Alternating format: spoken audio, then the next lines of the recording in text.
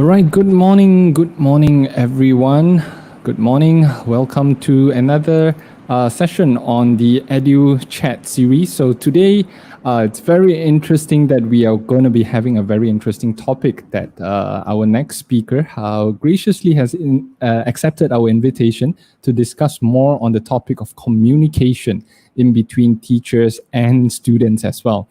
Now, coming right now, this is the 5th of December. So how is everyone doing? We have come to the final month of the year. It has been a very, very eventful year. And I would say challenging and probably interesting for many of us, especially educators. So how has everyone been?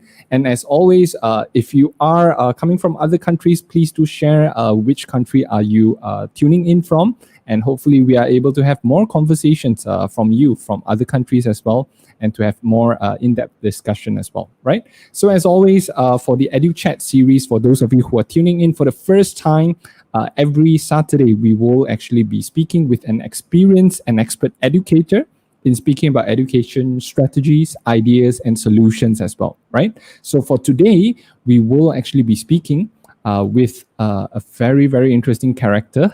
He himself has actually came in on the Education Summit season 1, right, where he talked a lot about communication. So he is currently the senior lecturer in the Department of Communication at Universiti Putra, Malaysia, right, in Serdang, Malaysia.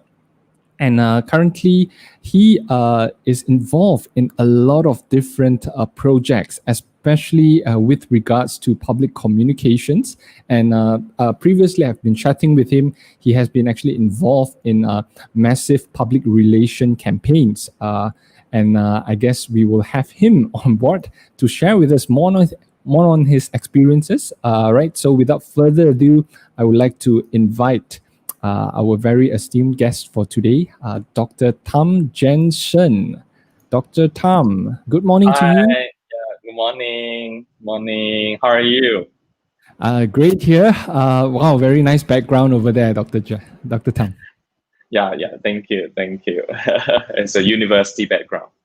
All right. So thank you so much, on a beautiful Saturday morning, investing your time in sharing your experience to audiences on the EduChat series over here. My pleasure. And thank you for inviting me, of course. All right. Always a pleasure to have you again on the Edu Summit platform, right? So, Dr. Tham, just a little bit about the topic that we will be discussing today. Would you be able to give us some context on what we will be discussing on, and what are the main outcomes of this discussion for today? All right. Once again, thank you. Thank you, Jay, for inviting me to this. I would say a sharing session is a more casual, informal, right, discussion today on the rule of communication. And I personally think that communication is at most important element in our daily life. We communicate every day, regardless with our family members or friends, through various channels, platforms. And with current situation, critical situation, right? We have this CMCO, the Conditional Movement Control Order. Many of us are working from home. We have to rely on different gadgets, platforms to deliver our messages, communication messages across to our target audiences. And during this process, we are not realized, right? We are not so into this situation whereby looking into the effectiveness of communication. So today's topic, I think the platform today's session is for us to look into the rule of communication and how we could communicate effectively and why we communicate, right, with certain groups or even with strangers whom we do not know. And at home, like teachers, we use different gadgets, right? We use different platforms like Zoom, Google Meet, or even this platform, StreamYard. How we conduct our lecture, we conduct a virtual meeting, and ensuring the communication process goes well and effective.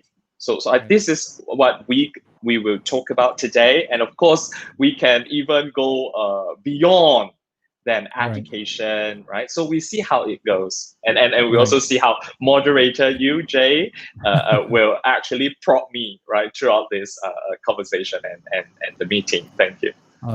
All right. And of course, those of you who are watching right now as well, if you have any questions for Dr. Tham, please do comment down on the chat box there so that we can bring out and have a conversation with you on this discussion as well. All right. So before we actually move on to the topics, right, a little bit more about you, Dr. Tham, right? Would you be able to share with us on your background? I know there's a huge amount of experiences that you were involved in many different platforms and also many different topics as well. Would you be able to share with us a little bit more about your background as well? All right. Thank you. So I graduated from primary Chinese school, and then after that I continued with secondary education at Sekolah Kebangsaan, Sekolah Menengah Kebangsaan, and then proceeded with STBM degree, and then went to University of Malaya to pursue my bachelor degree in media studies and honors degree.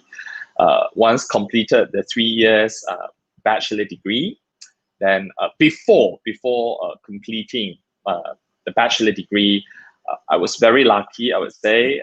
I got a scholarship from the university to pursue postgraduate studies.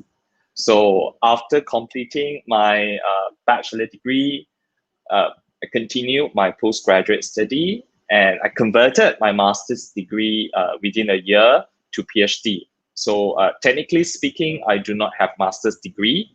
So I completed my PhD within 3 years, and I got my PhD at 26 years old. Then after that, I went to New Era University College to teach public relations for a year. And then I went to University Tunku Abdul Rahman Sungai Long campus for 3.5 years, also teaching corporate communication. And I was an assistant professor and also head of programs for postgraduate studies at the university. So after servicing University Tunku Abdul Rahman for 3.5 years, then I currently serving Universiti Putra, Malaysia, one of the public universities in Malaysia, and I teach so I teach human communication, because my background, my PhD background is health communication. So during my PhD, I studied HIV/AIDS messages and the role of media, understanding the public perceptions, attitudes, knowledge about HIV/AIDS, and also the role of government in addressing this deadly disease. And then now my area is very heavily focusing on health communication. So my area includes COVID-19. So this is a hot topic in current situation. So publish a few papers on COVID-19, and also like cancer, right? Cancer communication, risk communication, information seeking and management, particularly in health, and even like organ donation, sexual harassment. So any topics related to health topics, and I will actually examine through communication lenses. So that's basically my background. And even before joining academia, I was working as a part-timer in various industries, hospitality industry, food and beverages industry for 7 years. So in hotel, in restaurant, purchasing department, front desk, reservation department. So yeah, these are my background or experiences. Right, right. And it's very interesting that you're coming from the academia perspective and also from the grassroots where the industry actually utilizes the actual form of communication as well, that you're able to experience both hand as well, right? Yep. But by the way, Dr. Tam, actually what really intrigues you about, learning about communication, especially when we're talking about, corporate communication or communication, a message to a public perspective. What really drives you and really interests you on this topic by itself? Oh, this is a very good question, Jay. I remember when I was a kid, right, studying in primary school, I was a very talkative student. I was a very Right, talkative student. So whenever my mom took me to school to collect my academic result, academic report, my form teacher always complained to my mom, "Your son is very talkative in class, right, right?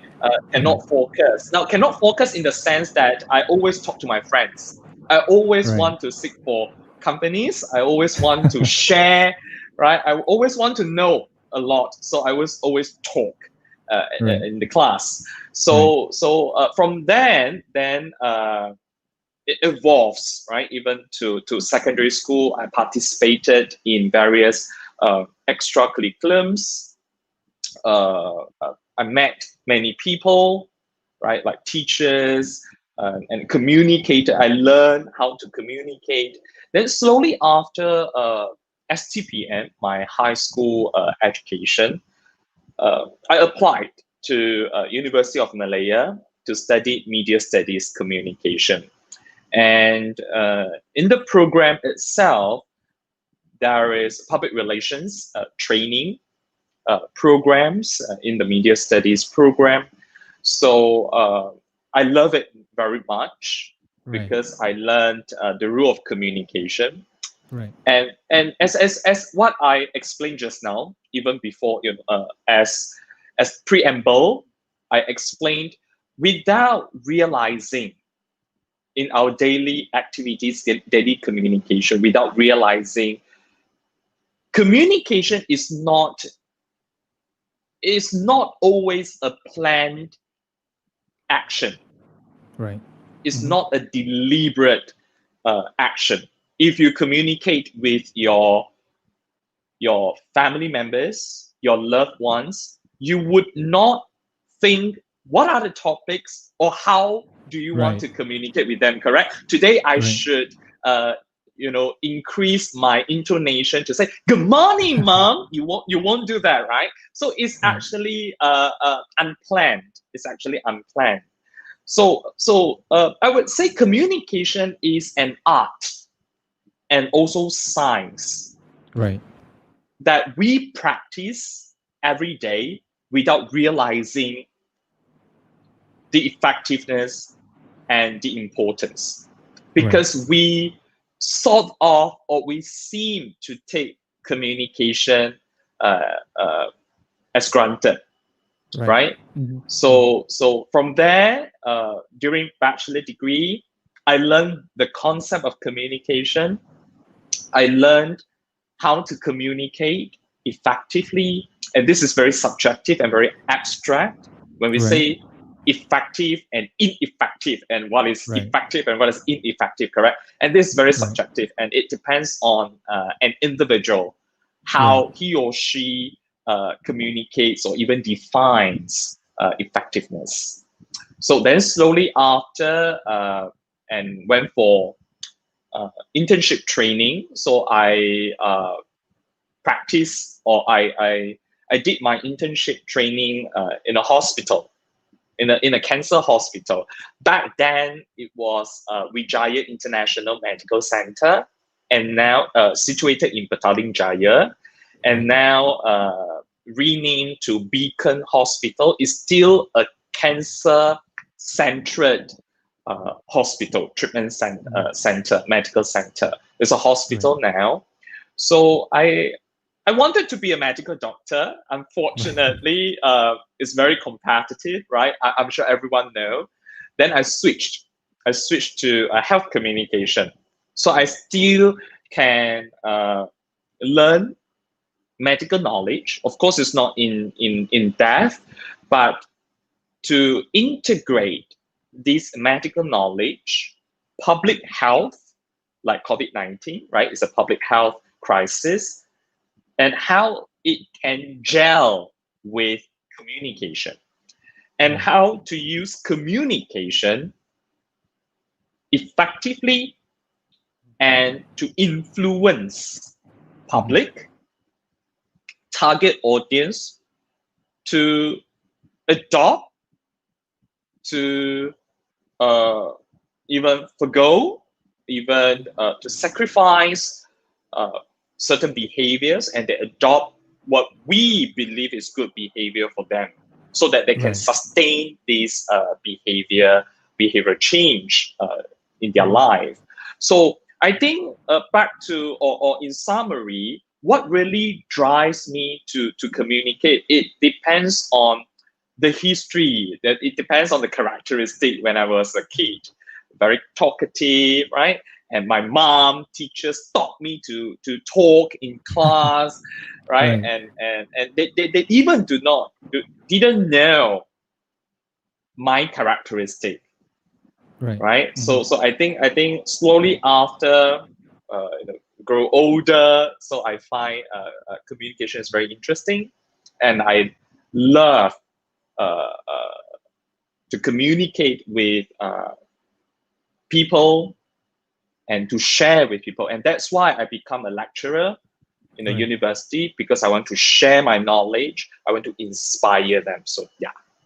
Right. Okay. You know, that makes two of us as well. I was considered very talkative. I during school time, but I prefer to use the word expressive right now. So when you talk about your kid, your kid is very expressive, rather than your kid is very talkative. Yeah, but very positive. Yeah, this is communication, Jay. This is communication. Word of choice. Thank you for sharing.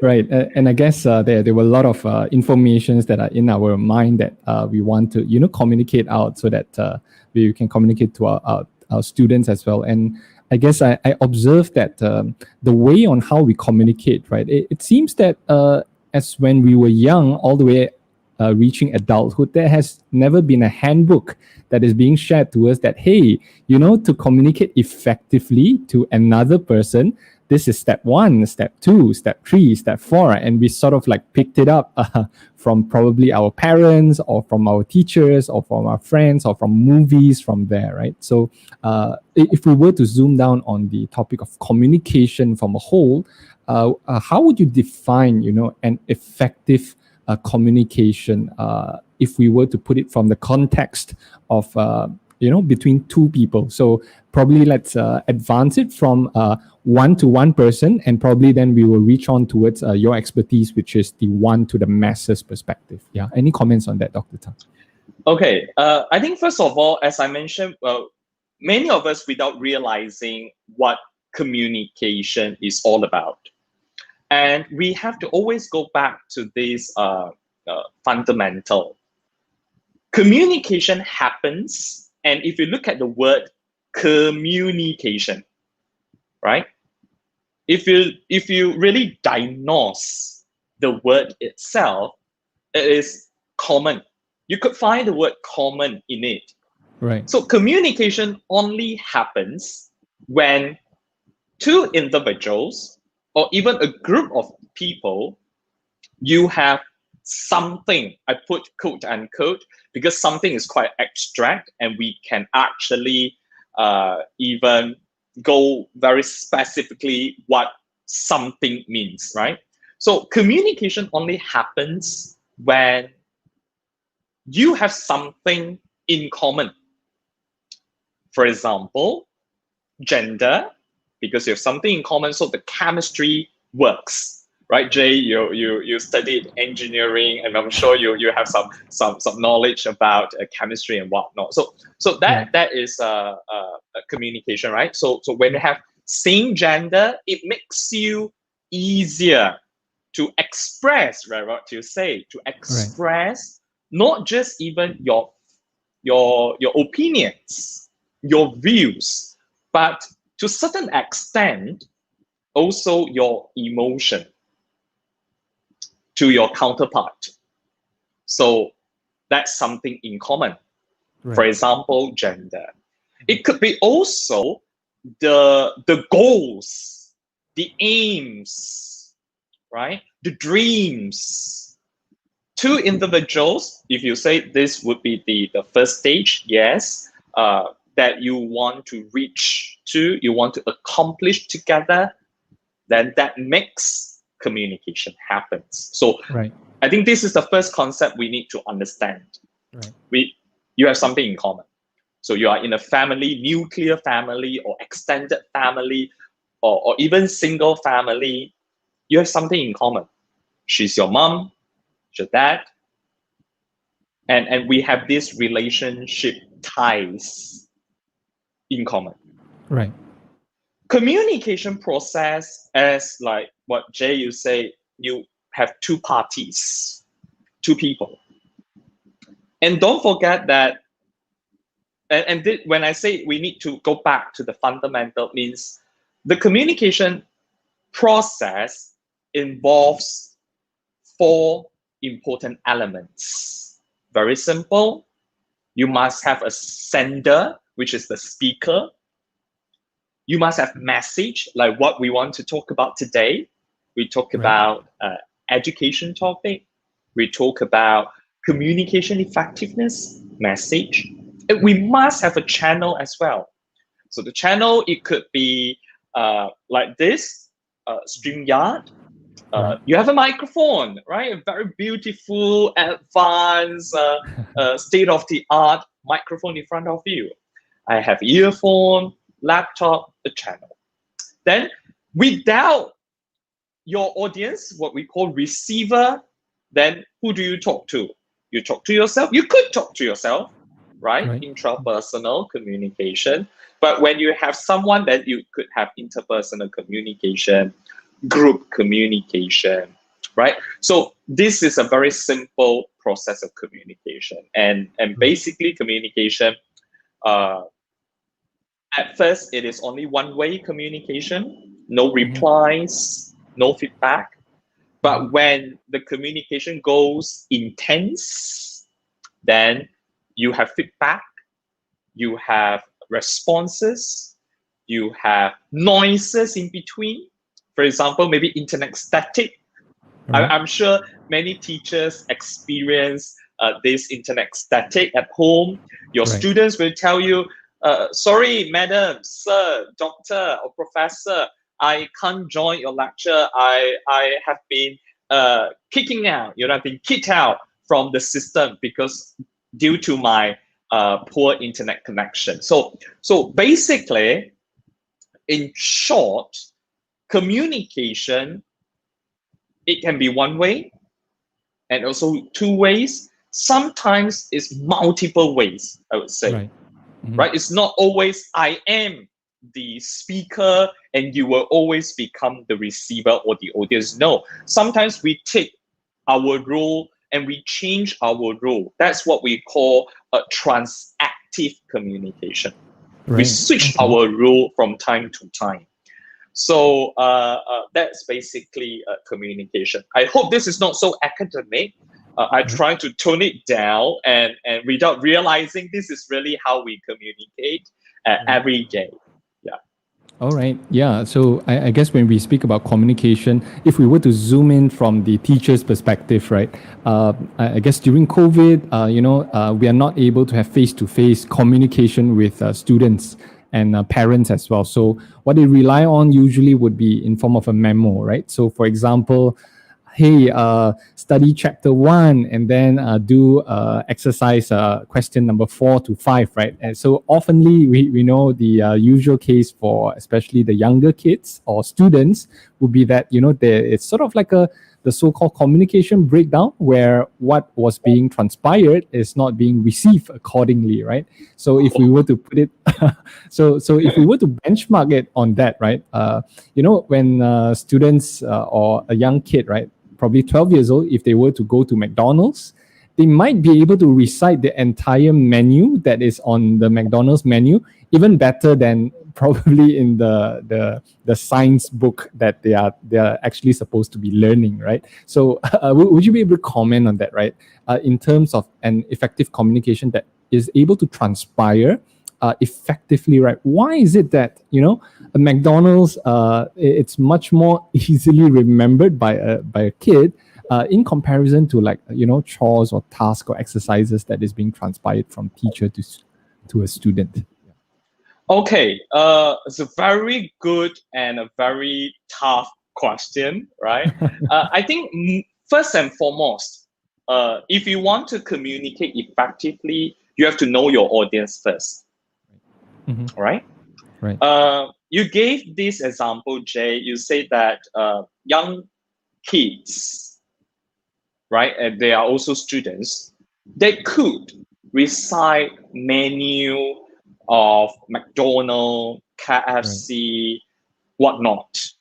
But when it comes to lecture, when it comes to classroom, simple tasks that you ask them to do, very simple tasks, you have to repeat it many times, weeks after weeks, right, regardless their age, regardless their level of studies, right? So it's not an issue of, they are just primary one student. Right. Even secondary school student, Form 5 student can't even follow simple instruction. Right. And I have to be honest with you, even university student, final year student, senior, right? They also cannot follow simple instruction. Right. That's very, very sad. Back to the question, why so? Why this happens? Number one, I would say the interest. Right.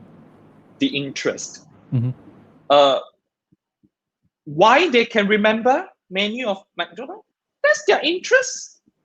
Number one, they like it, they love it. Number one, right? And number two, the focus. Right. Focus. So being a teacher, being an educator, being a lecturer, how can we, I'm sure maybe audiences may ask, so how we could drive or trigger their interest on certain subject? I can't give you, like what you say, a rubric, a standardized a document, or even what we call the index or even benchmark, that these are the things that you need to follow in order for you to reach the interest trigger. I can't tell you this, but I could share with you. After all, this session is about sharing. Right? This conversation today is about sharing and also learning. So from my point of view, to help them to know, to have the interest, is they know the importance, right? The importance of learning this particular subject, to knowing this particular topic from a broader perspective, rather than just at that point in time. We tend to tell our students that, okay, you have to learn this, this is important for your exam, this is blah, blah, blah.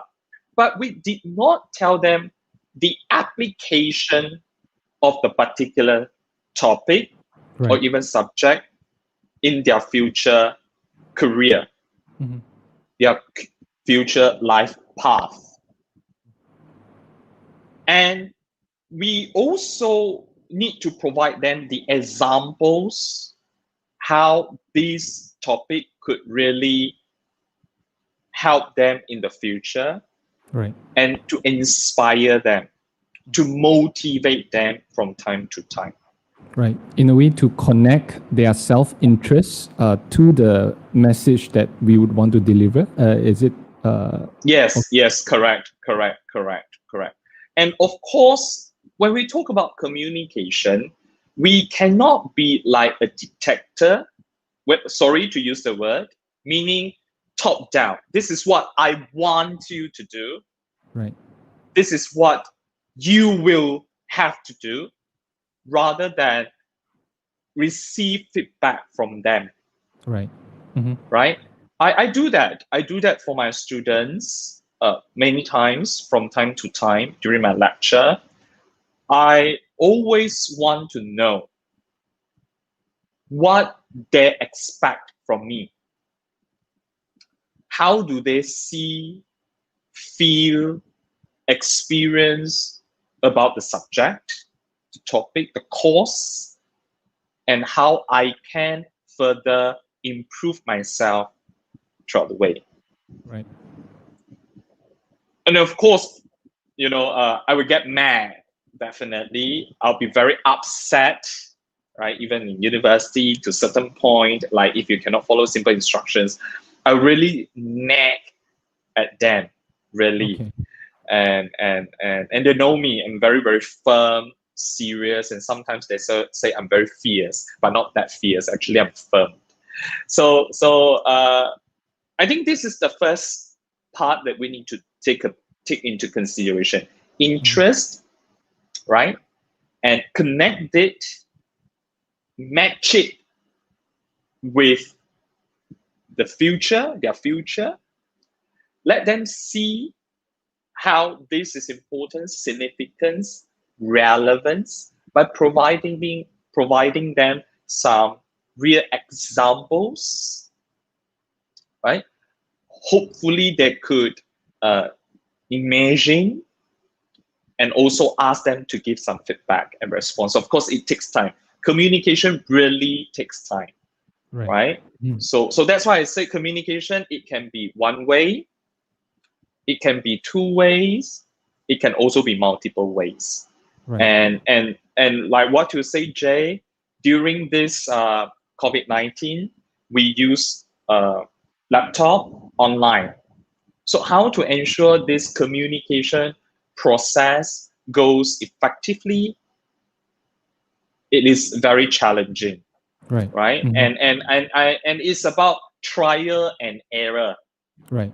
That's what I practice, and we have been doing this since MCO, Right. March, and it's already December, so it's really more than 6 months, right? Half years already. We've been doing this, so I learned a lot. Right. And I changed, switch my modus operandi when I teach. Yes. Okay. So that's the first thing about interest. Right. And so for Dr. Tham, I guess you were sharing with us that you were, involved in part of the communication team, right? In programs like cancer awareness, health-based communication informations, right? So if we were to zoom in one of your examples, right? Say, for example, cancer communication, right? It's essentially informations about cancer, right? The prevention. I might be just giving some examples. So it's possibly data and informations that we want certain public to know, right? So would you be able to talk us through the process, right? Because like cancer, there's like many things that we need to communicate to the public, right? So how do you work with your team in crafting a message that would be effectively that will be effective for the listener's perspective, that will be impactful, that hopefully that they are able to remember all these data from your experience, of course, Dr. Tham. All right, thank you. I think our aim is not to make our target audience right to remember the statistics or whatnot. Right. From public health and health communication perspective, we have a model, a very simple model called KAP. KAP. So what is K? Knowledge. Right. What is A? Attitude. What is P? Practice.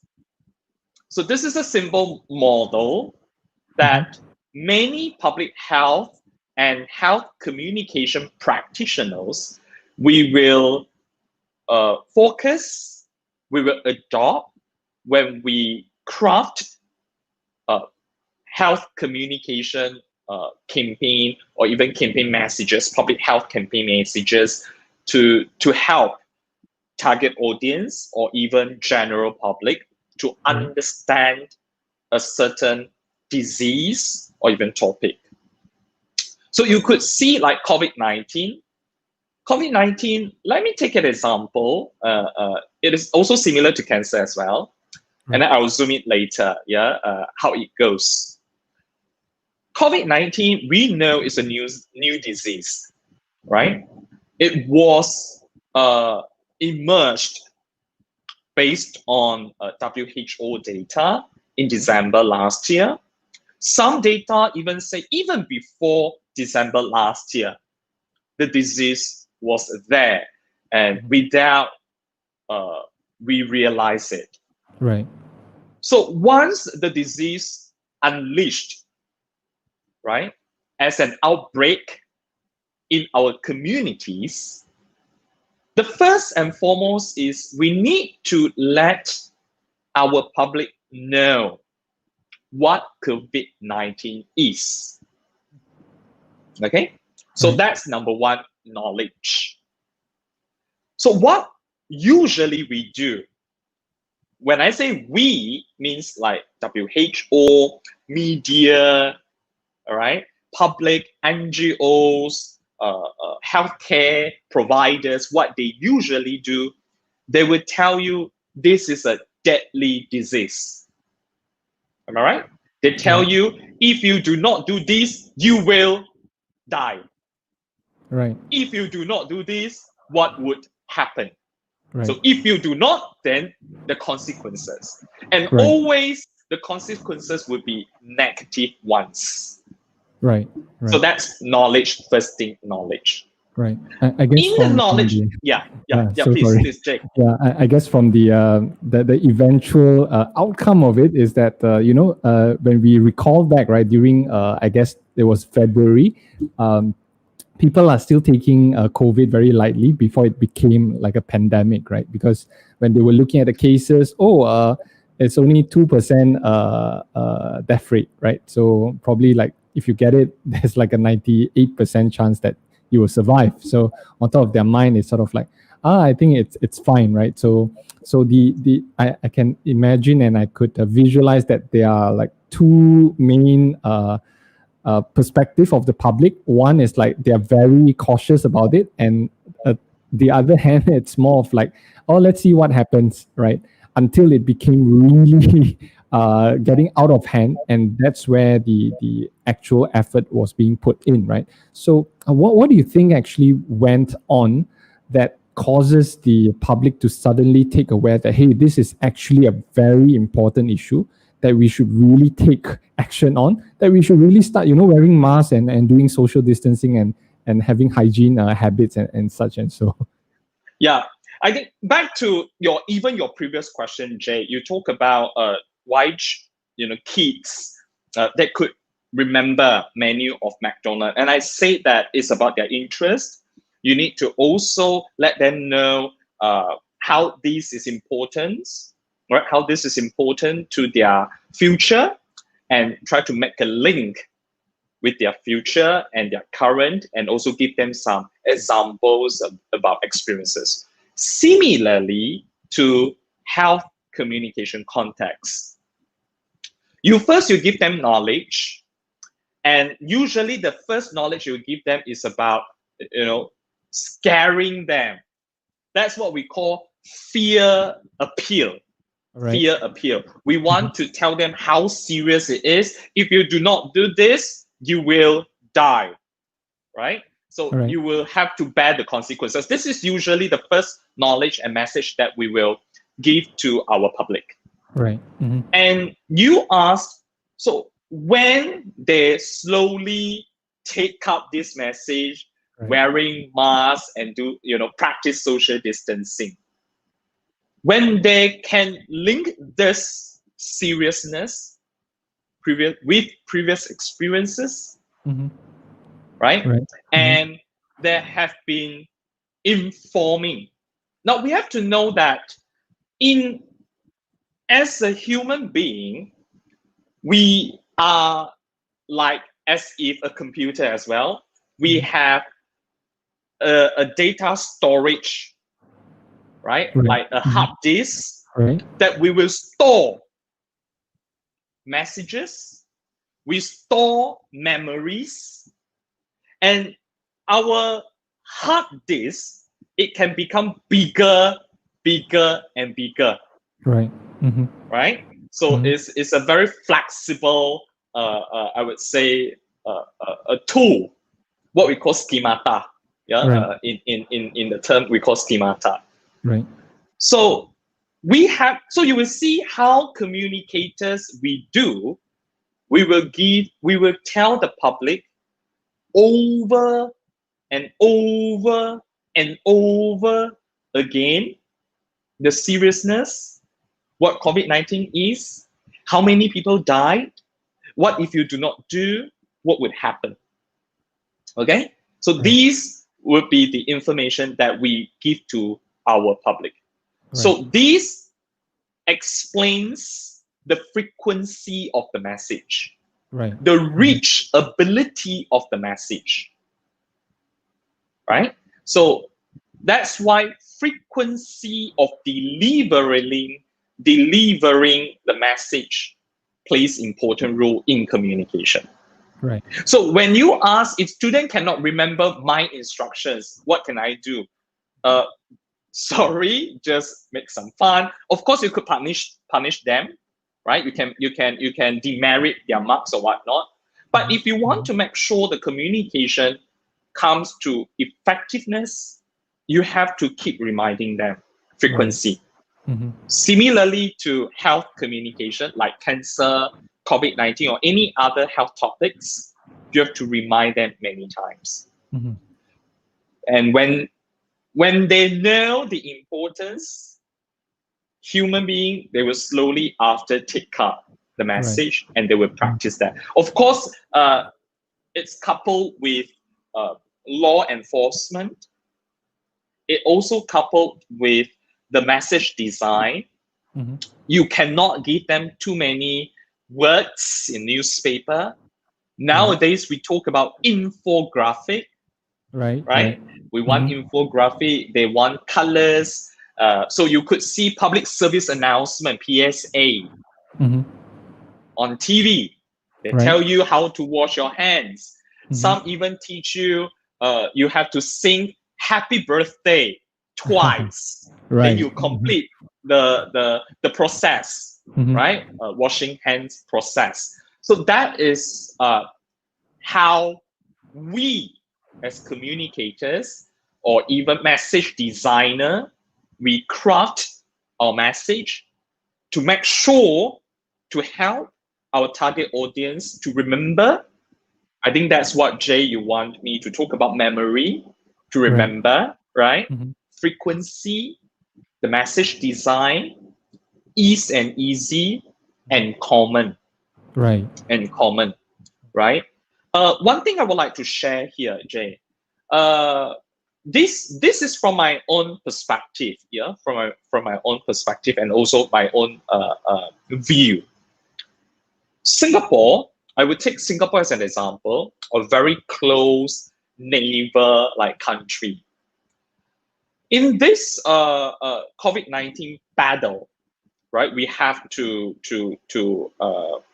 combat this disease transmission spread in the communities. You will see how Singapore, if you notice, I noticed that the Singaporean government keeps telling her public, the general public, members of the public, that we are as one.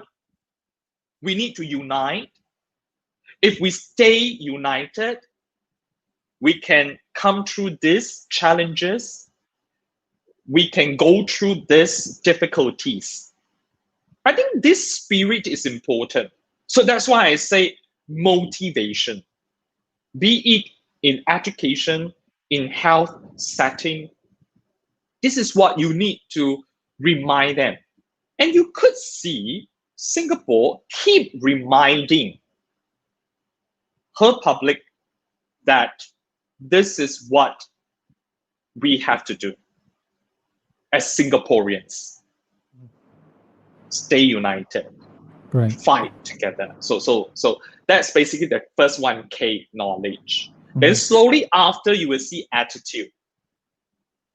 Then slowly after you see practice, like what you say, starting, people start wearing masks whenever they go. Still, we have small group of people, right? They do not follow, or maybe they forgot, right? But you would see the majority of the people they could follow, and it has become a new normal of life Right. in the community and among the people. Right. Yeah. Right. Okay. So from that perspective, right? Say for example, when we were to look at teachers and students communication, right? I like the word when you use a message designer.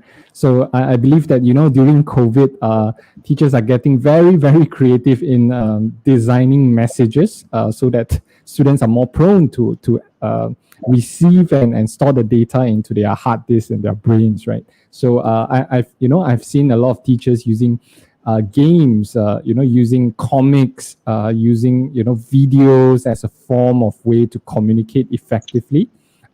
So I'm not sure from your observation what are the very good examples that you have observed during COVID that communicates a certain message in a very very effective manner from your perspective. Yeah. Well, I have to concur, with you, Jay, that using different forms of messages or even communication, such as video presentation, games, or whatnot. To be honest, and no doubt, these are very effective. But we also need to look at the applicability of using such messages, right, or even presentations in certain courses, right? Like in my own courses that I teach communication research methods. I do present videos. I do show my students certain videos, but it depends on the topic itself. But most of the time, if you ask me, the effectiveness is very, from my point of view, or even my own experience, is number one, of course, the frequency, right? And then number two, they need something on the screen. I could share with you one example. We have every school, right? Every school, especially tertiary, higher, what we call higher education providers, HEPs, institutions, university colleges, or even university colleges, UC. We have our own learning system, right? Learning system, management system. Like UPM, we have Putra Blast, right? We call Putra Blast is our learning platform system. Other universities, right? Utah, they have they have USM, they have, right? I believe they have, of course. We ask students to mark their attendance before signing in to the class. Up to week 7, still, we know university was 14 weeks. Up to week 7, right now we are in week 7. Some students, they still cannot remember or can't even follow this simple instruction to mark their attendance before signing into the class.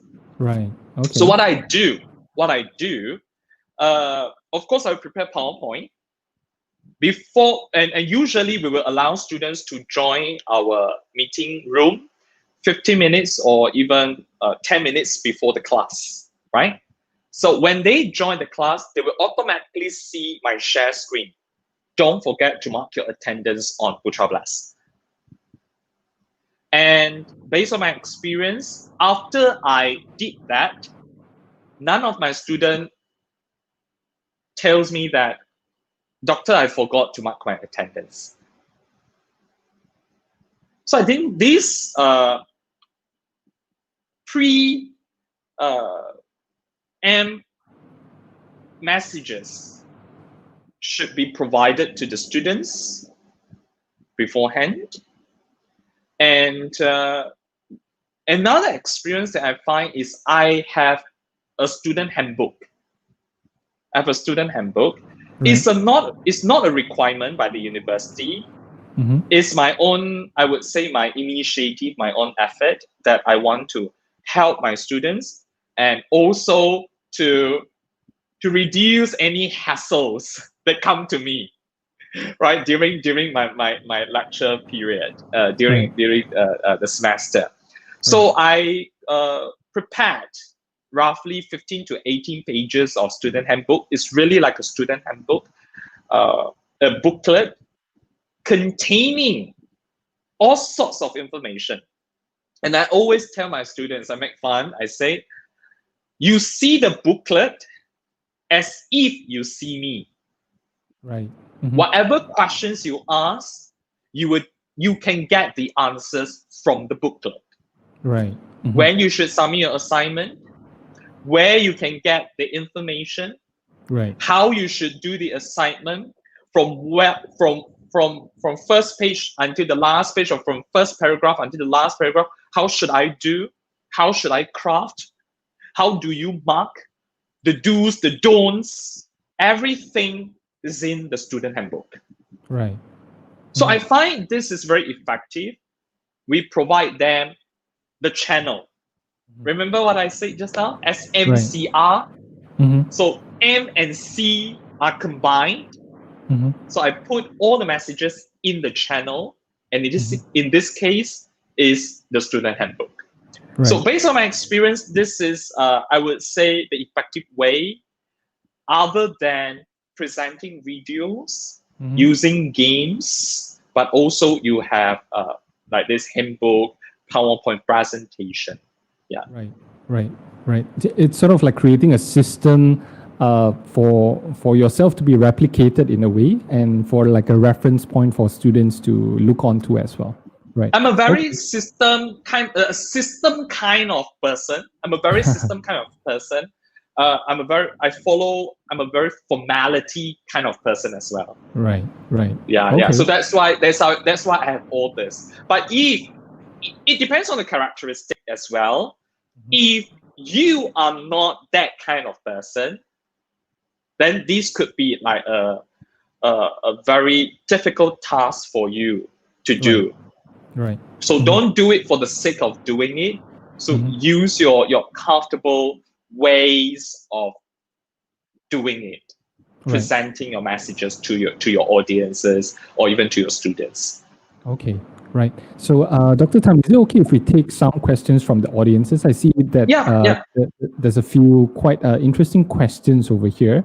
Okay. The first one over here is from Facebook user. I'm not sure if you can see it on the screen down here. Yeah. So you're mentioning, thank you, Dr. Tham. I need this most. I'm struggling to fulfill students' needs. I'm not even sure whether our method will suit them or not. So any comments on this? Because I guess from the teacher's perspective, more so than ever, they are working with, not only one student, probably like 40 students in a class. And if they're taking multiple classes, they may have up to 100 students, right? With so many different type of student personality, different way of preference, right? How do we communicate in a way from this Facebook user's perspective? How do we communicate in a way that is most effective in these circumstances? If they are not really sure whether a method really suits them or not. Okay. If I understand the question clearly here, I think I need to point out this from my point of view. I'm struggling to fulfill students' need. Right. We do not really need to fulfill anybody's need.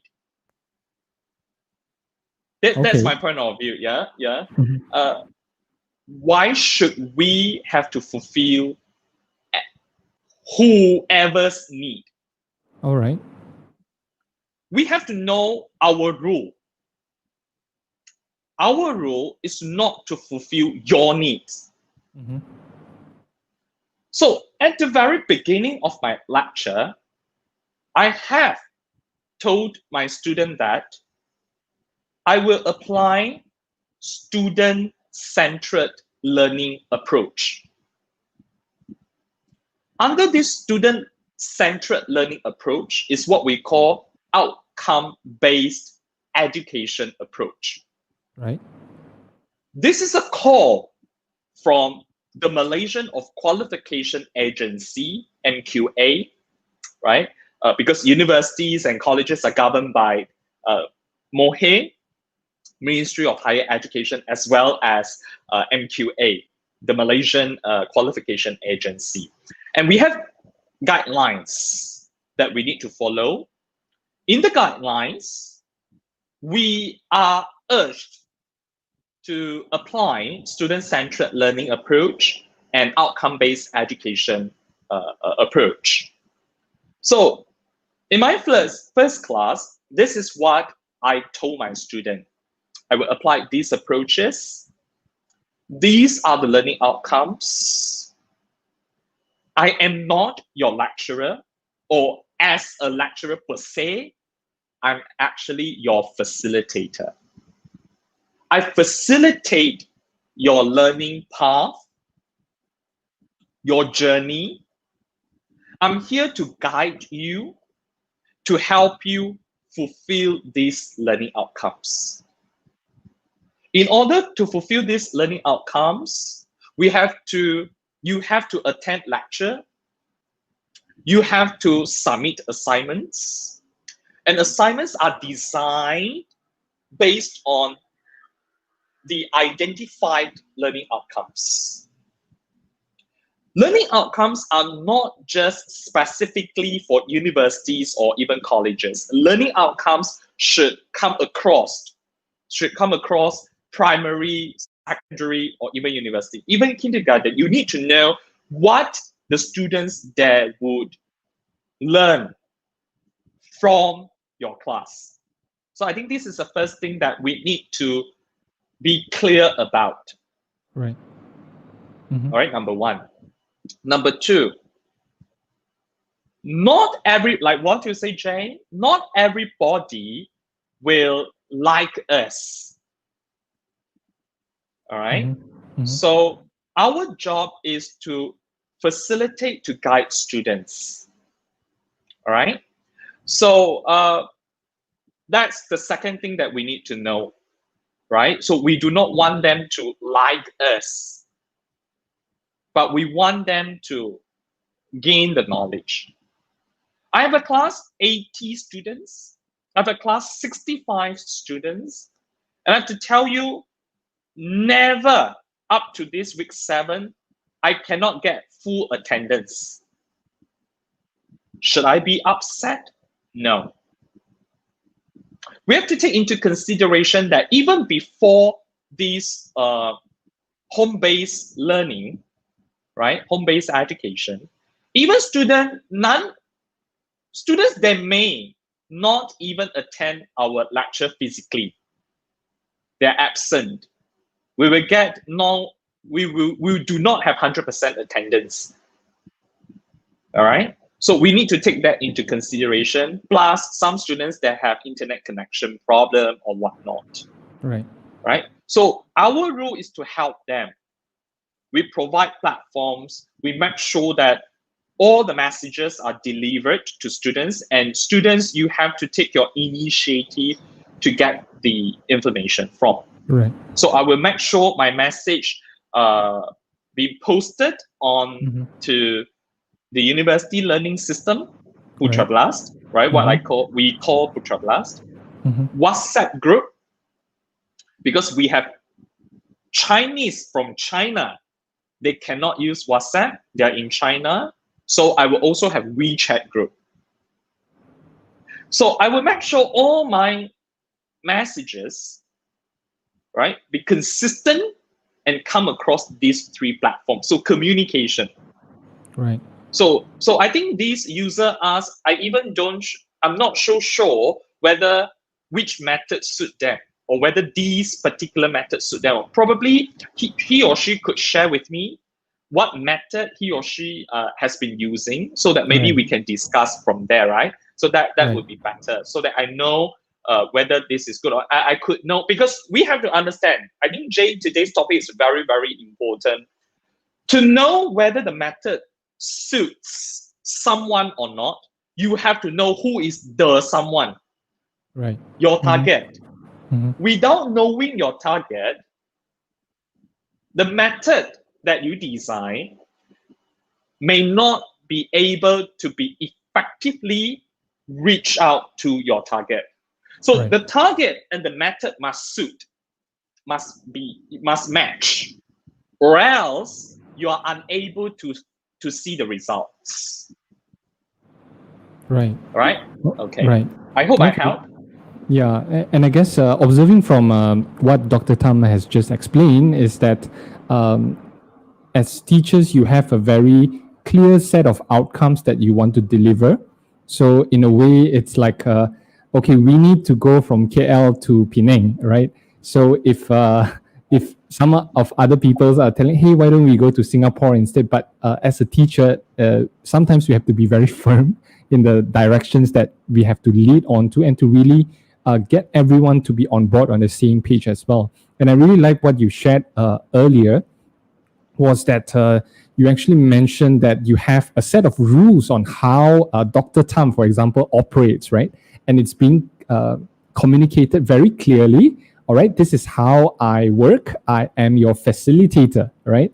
And then this is how you should conduct yourself in my lecture. And it's sort of like creating the rules and regulations and to communicate it clearly to the students from there. And I guess that is a very, very important point that you mentioned over there. Is to really establish This is what we say, the communication environment that you need to create at the first place. that. So I Right. think to this user, or even audiences who are currently watching this live, I would recommend that you need to create a communication environment. That environment you knows better. You knows better than others do. So you need to know how you want to create that environment, Right.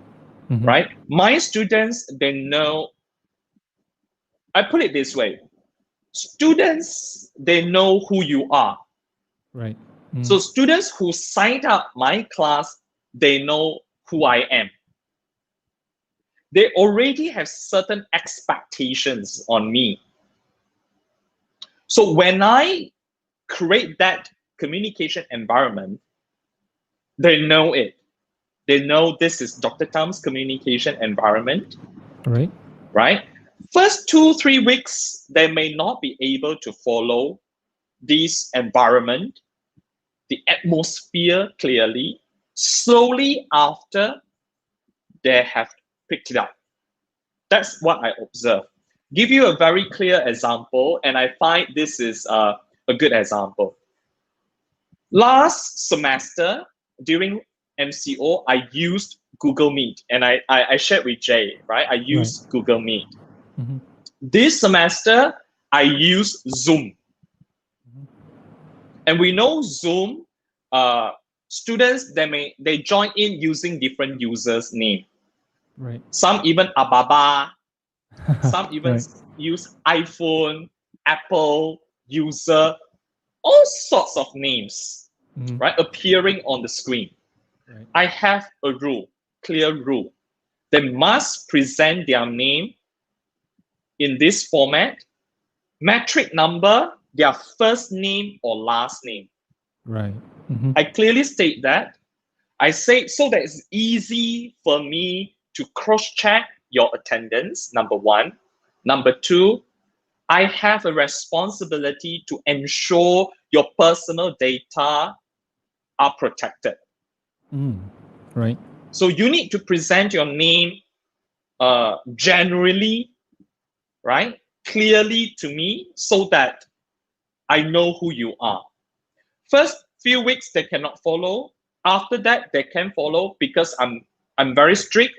If you cannot follow this format, you are not allowed to join my class. So I think this is what you need to create. What I mean, the communication environment, the atmosphere. Yeah. Right. Mm-hmm.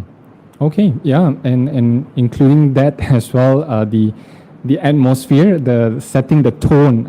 Some might say how we would conduct the class in whichever way. Okay. Let's have a look at another question over here. I think it is a very interesting question from Tina Krishna. Thank you, Tina, for joining in. Tina was one of the sharer in one of the education chat series as well. She was mentioning, hello, Dr. Tham, I want to ask you, how would a teacher be able to effectively communicate to his student if language itself is a barrier, right? I guess we've been speaking a lot about, if assuming that the person speaks the same language as us, but right now, all right, language might be even a barrier. So how would we be able to effectively communicate in this situation? All right, this is a very good question. Thank you, Tina, Krisha, for addressing this question. So if viewers now, you remember what I said just now, communication happens when we have something in common, including language. You understand what I communicate and I understand what you try to say. Then communication happens. So what if in this situation, like what Tina said, if language itself is a barrier? Now, my way of improving the communication process in my class is a multi-ethnic, multi-nationality class. I have students from Bangladesh, Pakistan, from Nigeria, China, Indonesia, Malaysia, Japan, Korea, right?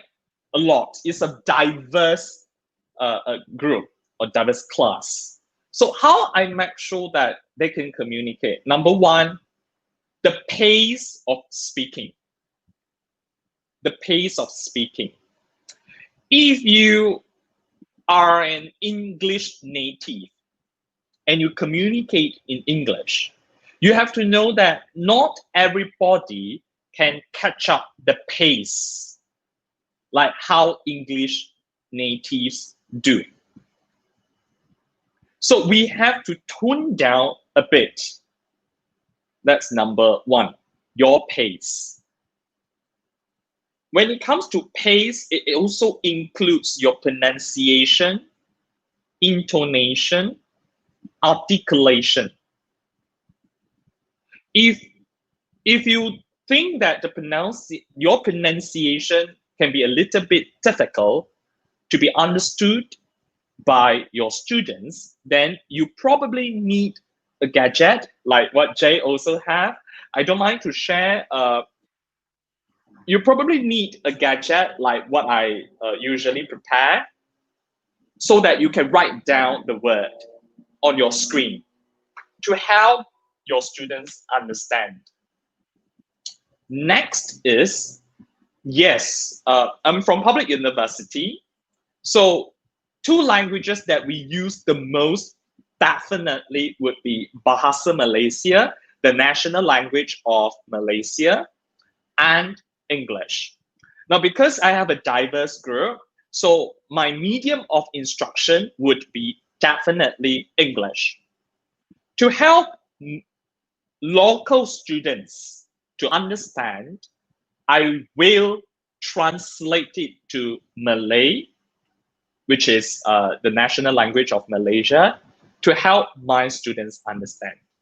You may ask, how about, for example, students from China? Probably they cannot catch because of our pronunciation. So how do you help them? Do you speak in Chinese as well? Well, some limitation as well. I will not speak in Chinese. during my lecture. But I will ask students to give me response in the chat. The word in Chinese, you type it in the chat, and I will tell you whether this is the correct word or not. So if language is the barrier, how you need to ensure the communication still can flow, can go easily and effectively? Well, these are some of the recommendations from me. You could find other recommendations from other persons as well. This is not the exhaustive or the only recommendation. So I hope I answered that question. Right. So Tina, hopefully that answers your queries over there, right?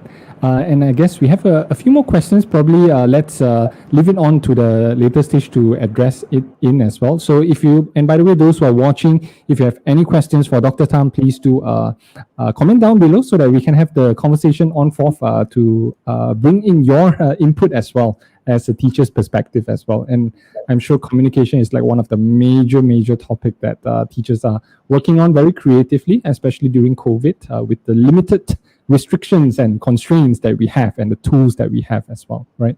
So Dr. Tham, I would just like want to segue the topic into the emotion part as well. I'm not sure if you have watched the Disney movie called Inside Out before. No, I'm not really the fan of watching certain dramas or even movies because I don't have time. To be honest with you, I don't have much time to do that. Right.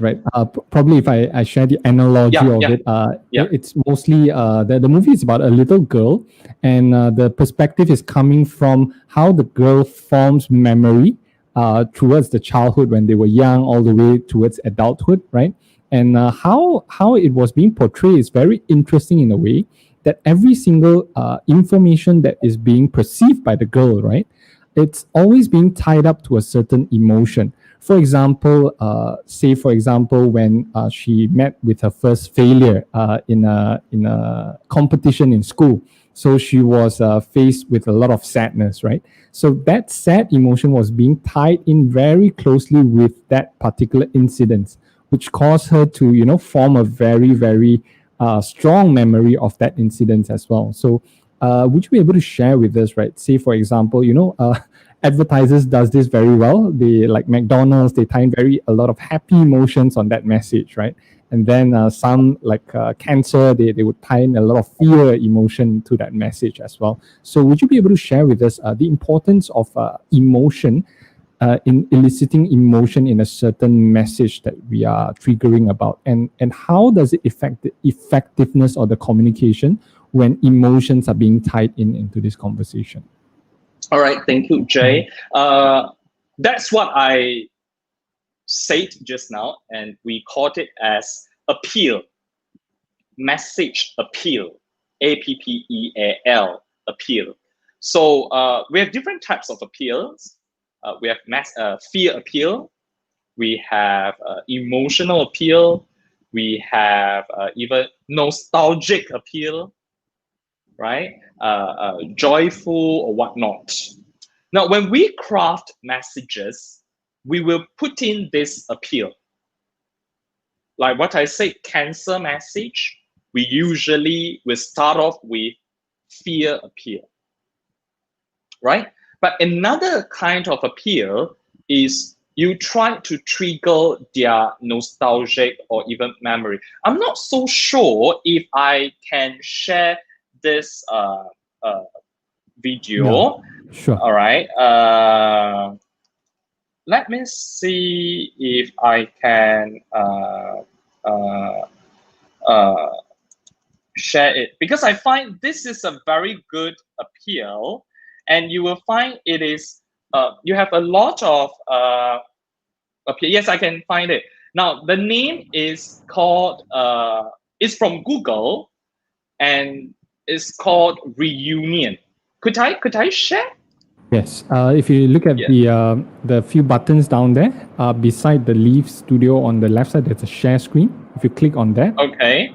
And then, okay. Yeah, and then you can select your screen or app that you want to share. Okay. Let me check it out. Okay, so I'll click share, and then share screen, and then okay. So this is the YouTube. Yeah, I got it. Next, So I got it. Okay, yeah, let me okay play it. I'm not so sure whether you can listen. Let me play it. You let me know. Can you hear it? Very, very faint voice. Can you or cannot? No voice. No voice. Okay, hang on a second. No voice. So I think I know why. Okay, hang on a second. A quick one. Google search reunion. Okay. All right. I think I will use.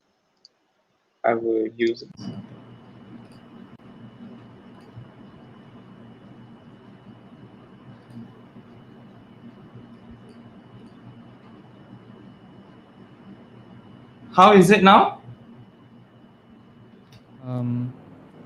Would you be able to click on play? Yes, we can hear. Lahore में हमारे घर के सामने एक बड़ा बाग था।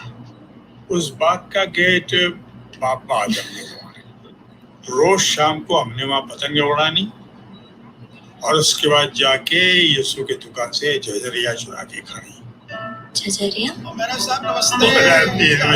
मेरी पोती मुंबई वाली। और बेटे क्या हाल चाल है?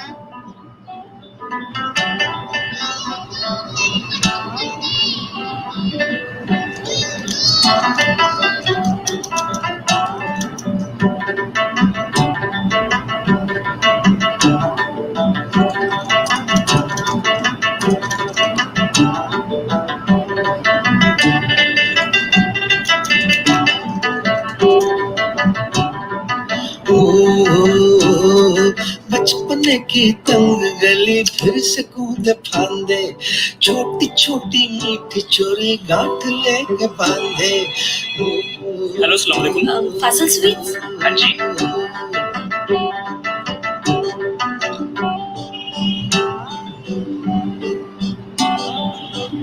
दादाजान, दिल्ली से किसी की कॉल है। Hello, Yusuf uncle? कौन? जी मैं सुमन बोल रही हूँ दिल्ली से, आपके बचपन के दोस्त बलदेव जी की पोती। याद है बचपन में आप दोनों झजरिया चुरा के खाते थे? बचपन की तंग गली फिर से कूद फांदे, छोटी छोटी मीठी चोरी गांठ लेके बांधे। एक पतंग सा उड़ता था परिंदों की तरह, परिंदों की तरह, परिंदों की तरह। एक दौर था मन मन मोर था, एक दौर था मन मन मोर था। पार्टीशन के वक्त हम रातों रात हिंदुस्तान आ गए। दादू? यूसुफ थी, बड़ी याद आती है। कागजों की कश्तियों में डूबा रहता था, झांकती खिड़कियों में उलझा रहता था। वो भी क्या दौर था, मन पे न जोर था। एक दौर था मन मन मोर था, एक दौर था मन मन मोर था। भैया थोड़ा जल्दी।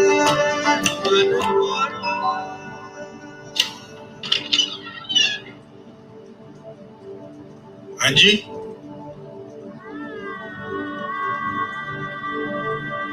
कौन?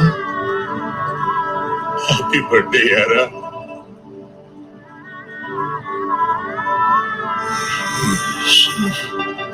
यूसुफ ओए यूसुफ बल्लू ओए Yusuf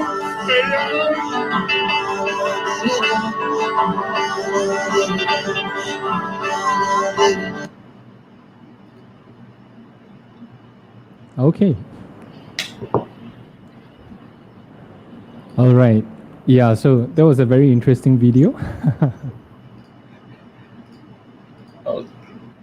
Okay, hang on a second. So this is I think what Jay you really want to bring about, yeah, in terms of emotions and how message connected emotion. So this is what I use to teach my students when it comes to message design. When it comes to message design, because in message design we have what we call the logic that we need to design. We can look into logic, for example, like what you say, statistics, figures. Even like in class, you have instructions that have to follow. Another way of message that you design, you could use different types of appeals, right? Like just now, the Google include some this nostalgic, right, happiness, right, appeal in their advertisement, and that will trigger people how they're looking into it. So a little bit psychology in which we using different types of appeals, message appeals, will influence the public to process the message. So this is one of the example that I could share on how communication link up with emotion, link up with Right. Okay, so let's take some questions over from the audiences over here. I can see more questions are coming in. So Facebook user, two-way communication is said to be the normal setting and scenarios in an effective classroom. But sometimes students are not willing or reluctant to engage in teaching and learning. So question is that how to boost the communication skills for this two-way communication to become a reality. I guess this is a very prevalent challenge that teachers across the world, not only in Malaysia, are facing. That is that some students are not willing to engage in that learning process. So, so any comments on that, Dr. Tham, with regards towards this issue? Okay, thank you. Thank you for this comment from this Facebook user. I have to maybe address this in which it's not only in Malaysia. This situation doesn't only happen in Malaysia. Even in other parts of the world, they even give you a very, I would say, very strong message that, and they will tell you this is their right when it comes to this home-based education. And luckily, we have to appreciate it in the sense that I have not, right? I have not encountered any students so far from a lecture telling me this very aggressive or even their wish using rights or whatnot. We still apply this budi bahasa, budaya kita, right? Respect is our culture, right? So back to this question, how to boost the communication skills in terms of two ways. Now, when I have a conversation, definitely I will try to create two-way communication with my students, not just presenting slide. In between, I will ask questions, right? This is one way to encourage students to speak, number one. Number two is also for teachers to cross-check the existence of our students. They are still there. We want to ensure they are still there. So that's why we ask questions. Right. Number three, when I ask question, I would turn on my webcam. And I want my students to also turn on their webcam. Right. Two-way communication is not necessary that must be an oral response. We have to take note that communication also involves non-verbal communication. A simple head note, right? Students just note their head. It is also a communication. Right. Mm-hmm. You ask students to give you thumbs up emoji. It's already communication. It's already two-way, meaning they listen to you. Right. Then that's why they give you certain response. right? Right. What I do, we have students list, so I will call student to share with me, and you need to give them rewards. I think Jay put in the introduction that how we craft our message, how we can encourage them to participate. Your message must be some kind of reward message, Right. participation, so they see the interest. So they will be very eager to participate. I can have some point in which a few students, they want to answer. Every time I ask questions, they want to answer. Now, I will ask this student, I say, thank you very much. I appreciate you are very active. I take note, but I want to leave this to other students to speak. So Right. I will observe, and then I will take note so that students know that they are not left behind. Right. They will have the feeling. You need to create the atmosphere and environment, as I mentioned. Everybody is equal, right? You have an equal chance to be selected. Right. And I will select you randomly to ensure you these few things: your existence, your awareness, right? You're still there, and I want you to talk. I tell them, it doesn't matter you explain in broken English. Don't think about grammar. I want you to speak. I want you to tell me what you think. If they cannot speak in English, use Malay. If you can speak Malay, right? So this is what I want them to do. If you do not want to speak, put that in the chat. So I give them few options to encourage them to speak. So this is how I will do to boost the two-way communication. And I always appreciate their effort. Even just a very simple thumbs up, I appreciate their participation. Right. All right? Okay. Right. And I like when you mentioned the word reward, right? I guess from the general perspective is that, reward has to be some form of, physical things or monetary things, but it's not in case on there. Would you be able to give us some examples of rewards that we can actually incorporate to give students when conducting our class? I think as I mentioned, as I said, rewards is not necessarily money. Now, marks could be one kind of reward.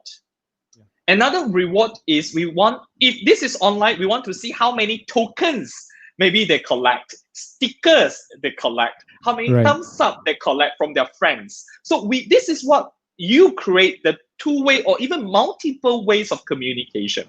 You want students to listen, you want students to participate, and you give students room.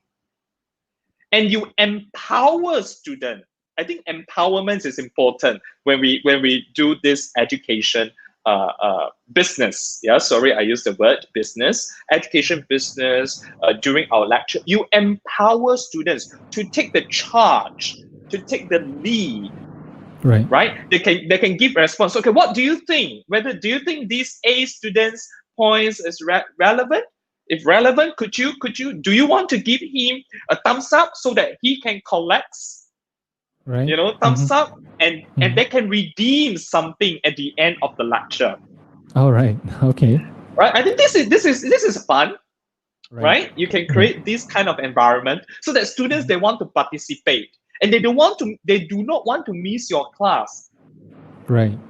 Right. So because they want to collect these stickers for redemption later on. Right. Right? So, would you categorize this under so-called social bragging rights or something like that?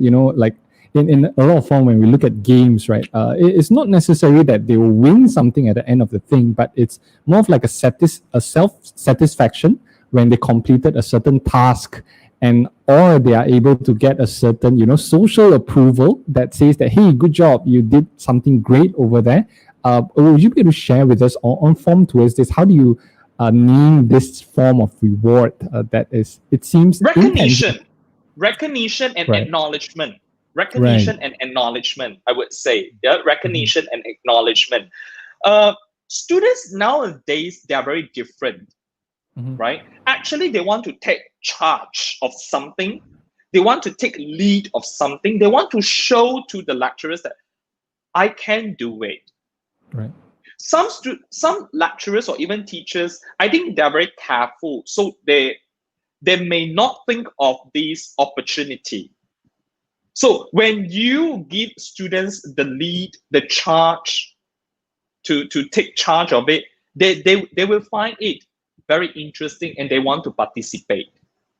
I find this is one way that my fellow friends, right, who are currently watching this live, you can maybe practice.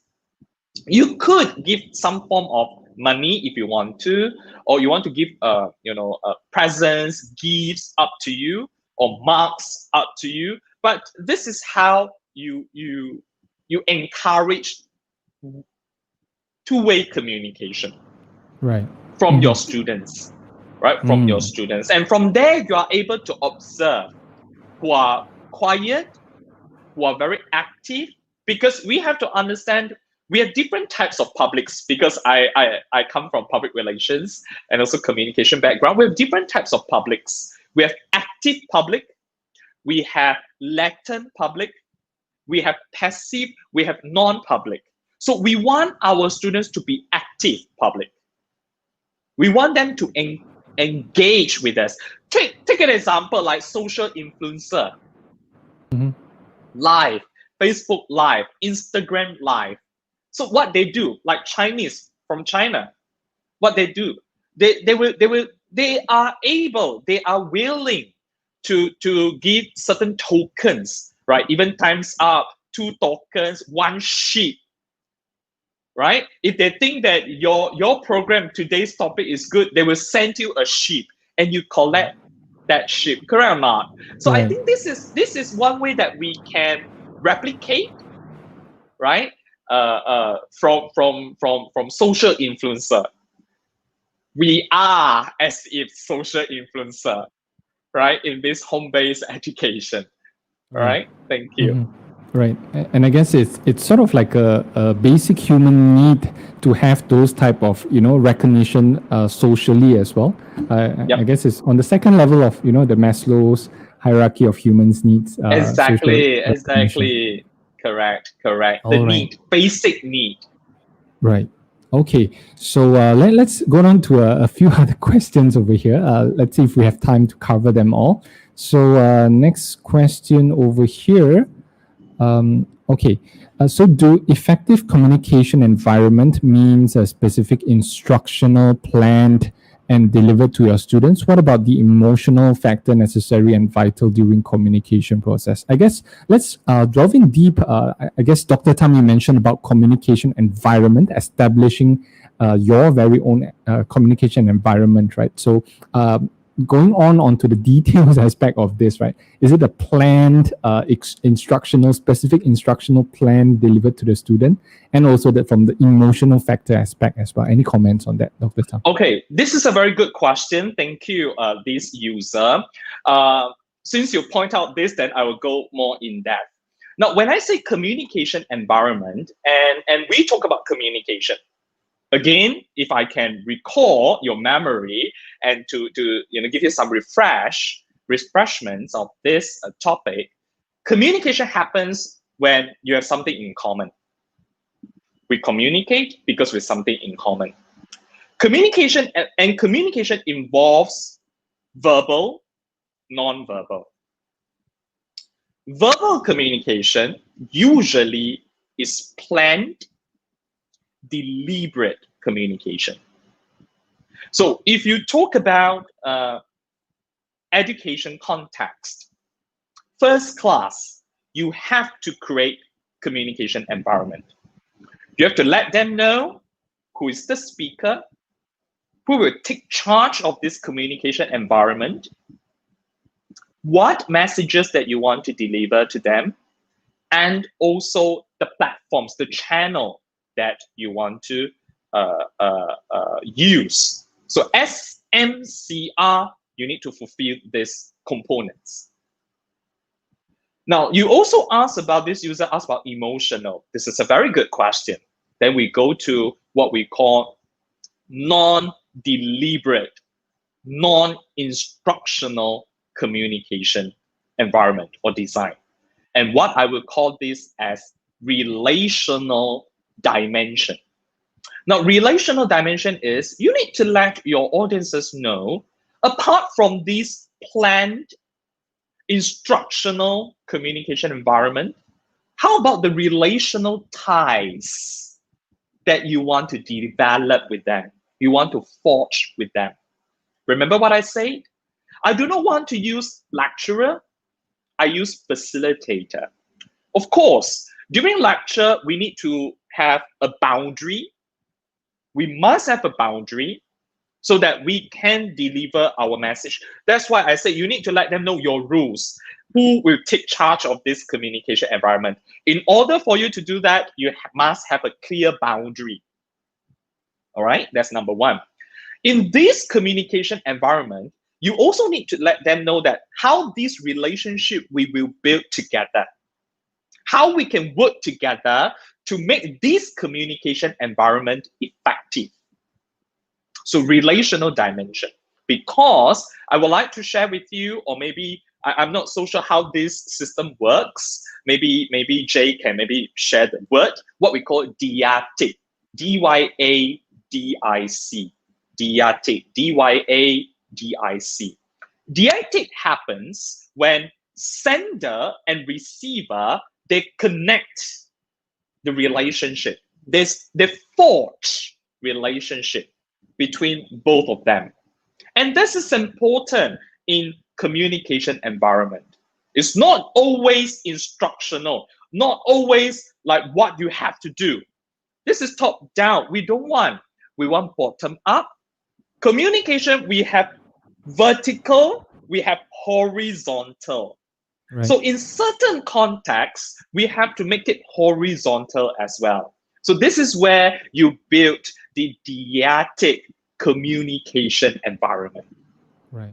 Right? Dyadic communication means environment, relationship means your relationship as a sender and the receiver, whom they are your students. How you build this relationship.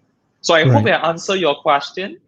Right. Yes, would you say that, the from bottom up, the communication or the sub communication to the listener is more of like, hey, I am listening to you and I care about your opinion. Is that the sub communication from there?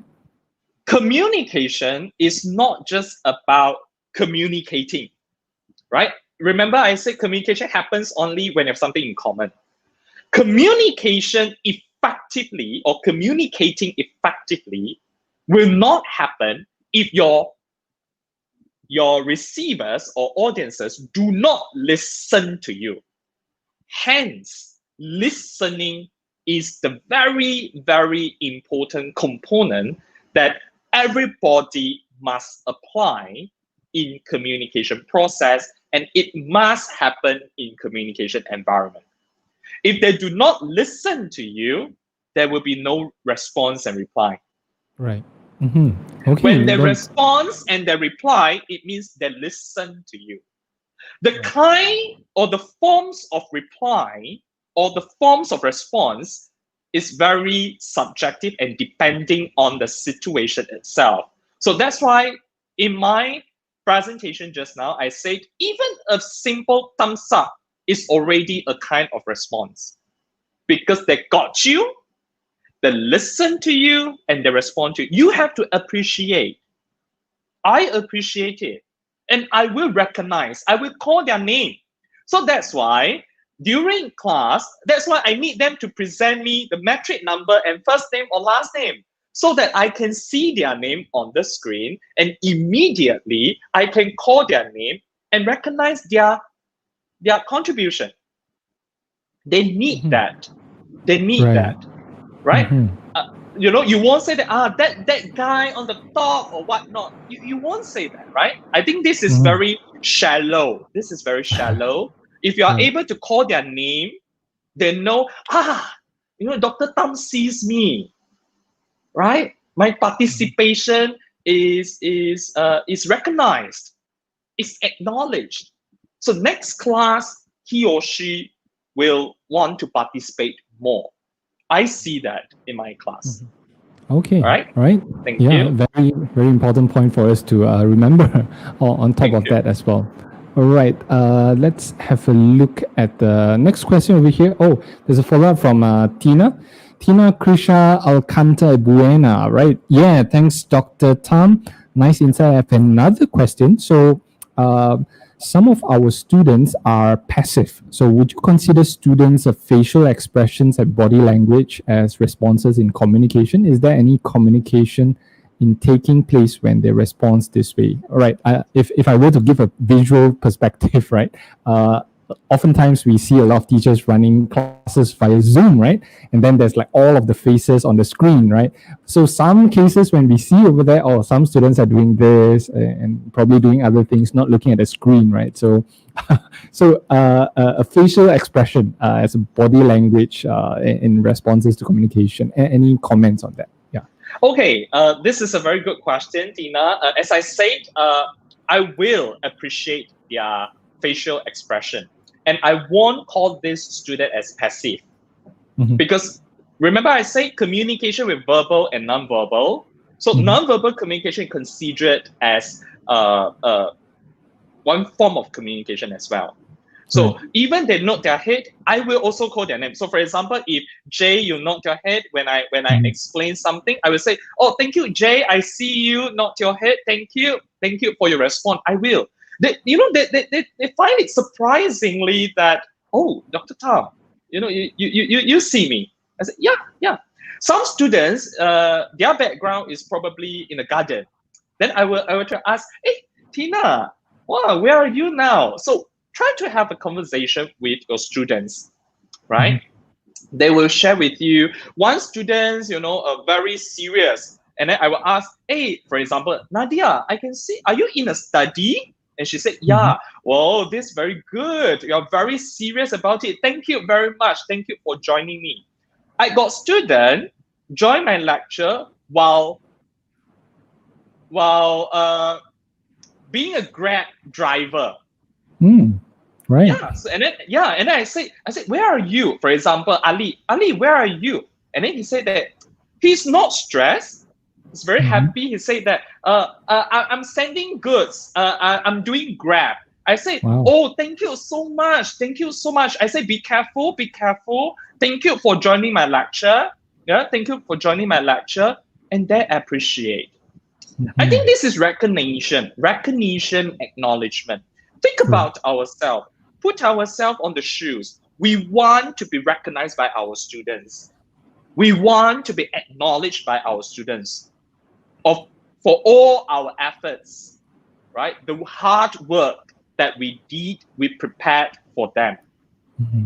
A simple thank you, Dr. Tam. Thank you, Madam Tina. I think it's worth it. This is what I mean, the recognition and acknowledgement. Similarly, students, they want this from us. Right. Yeah.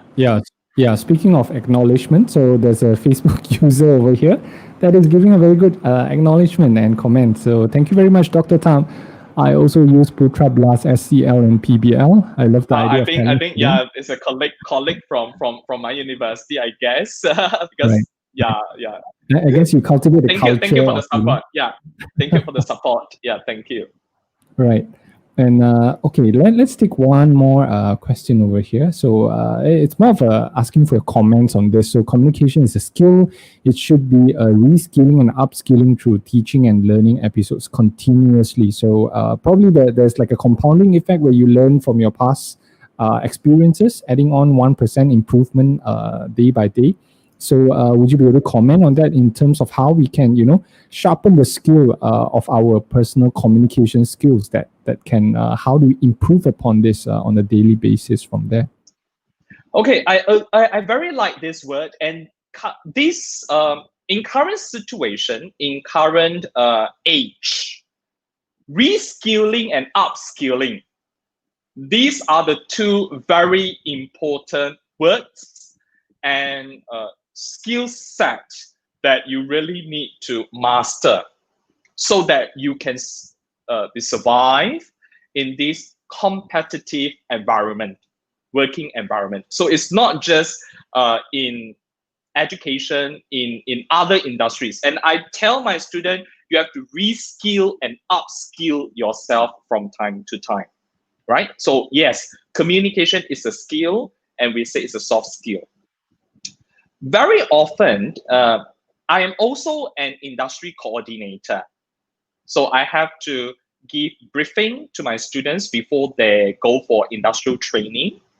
So, and I also visit industry, right? My students, I receive comments. Very often they say that all your students are a bit shy, very introvert, right? They do not want to communicate. So reskilling and upskilling. Communication is not just oral, right? You have to teach them. So I teach my student in my student handbook itself, right? You may find it surprisingly that I have one section teach students about email etiquette. This is communication. I teach students how to email, right? You will find it surprisingly that, and very awkward that, students put their messages in the subject bar, not in the content, in the subject bar. I have to teach them. I have to teach them how to do the opening, how to put the message content, how to do the signing off, right? The end. You have to do that. But trust me, you just need to do it once of this, and you can replicate it for your other classes as well. So to reskill and upskill yourself, again, is trial and error. And of course, join this kind of forum so that you can get ideas, right? You can get some feedback, and we learn together, we share together. So from there, you will upskill, reskill yourself, right? I'm not always right. Even being a communication lecturer, I'm not always right. And I won't say that whatever points I delivered today will be the Bible or the sole recommendations or whatnot. Don't take this, right? Just take it as a recommendation, and we learn together, right? And from there, share with me your skills as well, so that I can upskill myself, right? So I listen to you, and you listen to mine. So this is communication process. All right. So I hope I respond to that. Right. Okay. So speaking of reskilling and upscaling, right, from the communications perspective, Dr. Tham, is there any book or any resources that you would definitely recommend to, any teachers out there that would really wish to, sharpen or deepen their knowledge on communication, especially from the context on education or on a day-to-day basis communication as well? Any form of resources that you personally would recommend? I think it's very important to go to a workshop, right? I don't think that you need a very thick textbook, or I ask you to read journal articles, right? To know what communication is. I think through this kind of forum, joining this online community. Now, online community is the trend nowadays. By joining this online community, you are tied up with experts, people who share same goals, and that's where you can reskill and upskill yourself through presentation, right? This is where you learn, rather than going through textbook or even journal articles. I'm not the fan, right, of recommending books or journal articles to my fellow audiences or my fellow friends, right? But I would appreciate if we can share at this kind of occasion, event, that would help us better. Right. Okay. Okay. So join more of education summit. Yeah. Definitely. Right. Okay, so I guess coming from the last part that I would really like to discuss with Dr. Tham would be probably if I could share on some of the approaches that during my education career I found quite interesting from the observation perspective. Is that say for example when we are trying to teach a sejarah, right, or a very information loaded sort of subjects, right? Well, what I found out is that, the typical method would be that there are a lot of words on a book and we teach them how to take notes to improve the memory and things like that.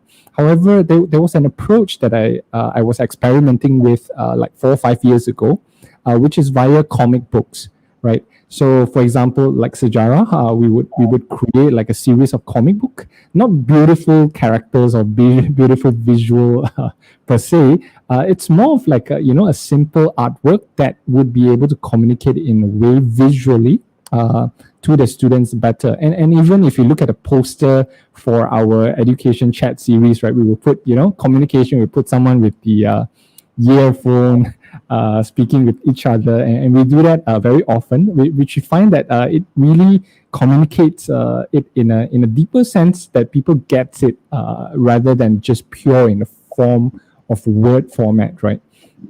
So Yes. would you, Yes. elaborate on why is it more I would say more attractive, for the listener or the observer to pick up, more of this type of, comics and visual aspect of it in form of a communication. Okay, thank you. I think nowadays students, they are more visual dependent. Yeah, they're more visual dependent, and even during my lecture, I do not have many words in my slides. I will always I have one slide, one big word, and then I will explain orally. I think also back to what you say, Jay, about memory. This is one way to train our students, the memory skills. And I have to be honest with you, sometimes I will turn off my recording button. I record my lecture and then I'll turn it off without telling them. And then I continue my lecture and I restart it. I stop it, I restart it. I do it this way. I find having these home-based education or home-based learning, there are pros and cons, right? The disadvantages here is that students, they have been relying videos heavily from the lecturer, right? They do not pay attention. They do not pay focus to it because they know that they can rewatch the video. They can get the details from it after that. And this never happened before COVID-19, right? And I observed that students have been so dependent towards our video recording. So during academic consultation, like this one-to-one consultation, I will not record my academic consultation. I tell them honestly, I say, why should I? Even face-to-face consultation, you did not put a camera in front of you or next to me and record our conversation, isn't it? I say, so why, when we use this platform, I have to record? You have to learn to jot down.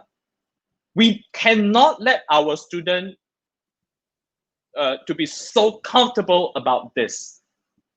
To me, this is not a good communication environment we should create. So I tell my students, I say, don't expect you will have a full video right after this lecture you want. So you have to pay attention in my class, listen to my lecture. I want to train you to listen. And then we have questions, answers, communication section. Now, in my slide, if only one big word, I would put all these emoji. My class, to me, my course, I can't use comics. Sejarah is very, very pertinent, relevant to have comics. Yeah. So what I do, I would do my maps with students. All right. And I will not record my maps. I say, you draw your own mind maps and maybe you share with me and explain to me the mind maps. So this is how you train students to memorize your lecture, train them the memory skills to listen to you rather than they depend heavily on your video recording. This is what I do. I don't want them to do that. Some students even request, Doctor, could you record this or whatnot? I say, oh, you just pay attention. You have to pay attention, right? Because after all, this online class will end once, you know, all of us can go back to school or university. We will go back to normal in the sense that we have face-to-face lecture. So what do you want to do at that point? Put your recording, your recorder and record my lecture. Some students that did that. I remember when I was in university, my lecturers didn't allow me to record. So we need to set a boundary. We need to set a boundary. We must have a clear rule, what we want to do, why we do that. We have to explain to students, right? Right. So this is what I know. Some may say that, well, we have to record because some students they have poor internet connection. I take note. I seriously take note. So I will still have my video recording, but it's not in full. Right? So this is how I want to train my students. Right. Because I guess you have a really good point over there is that if I know that, I can actually watch it at a later time, then I will subconsciously, I will not put as much effort in listening towards this, right? I might, do other things because there's an anticipation that, I can watch it later. But more than oftentimes, you and I know that we never do. Right. So there's no, the attention is not 100% over there because that there's an expectation that, there's going to be a pre-recorded session that I can review at any time later. Because in online education and learning, we have synchronized and asynchronized. So this is synchronized, right? Live, right. As if you are in the lecture hall. So you will not record me or the lecture when you are in the lecture hall, isn't it? So why should I record? I record just to make those who have internet connection problem so that they can rewatch. If I want to do, if you want to rewatch my video, I could just do asynchronous. You don't need to join my meeting room. I will do it alone. I have a camera, right? I do it, I record, and I upload, settle. But we do synchronize because we want engagement. Correct or not? We want engagement. So that includes communication skills, your memory skills, speaking skills, skills of jotting down notes, presentation. That's synchronized. Right. So this is from my point of view. Yeah. Right. Yeah. A very good point that you mentioned over there as well. And especially for older students that pre-recorded video with everything laid out on the silver plate might not be the best way of getting their attention and appreciation for the class material by itself, right? Exactly. Okay. Exactly. But, say for example, what about a note like what you say earlier that when you're giving out mind maps, right? Do you do that in that aspect as well, or you would require them to work on their own to actually develop the mind map or any reference that might not be in a video format? Okay. Since home-based education and learning was introduced in March due to CMCO, I bought a gadget so that I can write and draw on screen.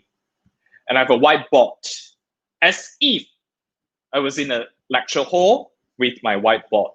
So then when I do my lecture, I like to draw, to write down, to scratch my notes as well, so that students they will not just look at your lecture note or your PowerPoint, but they also see some writing, right, live. After all, it's synchronized, so we need to make something live.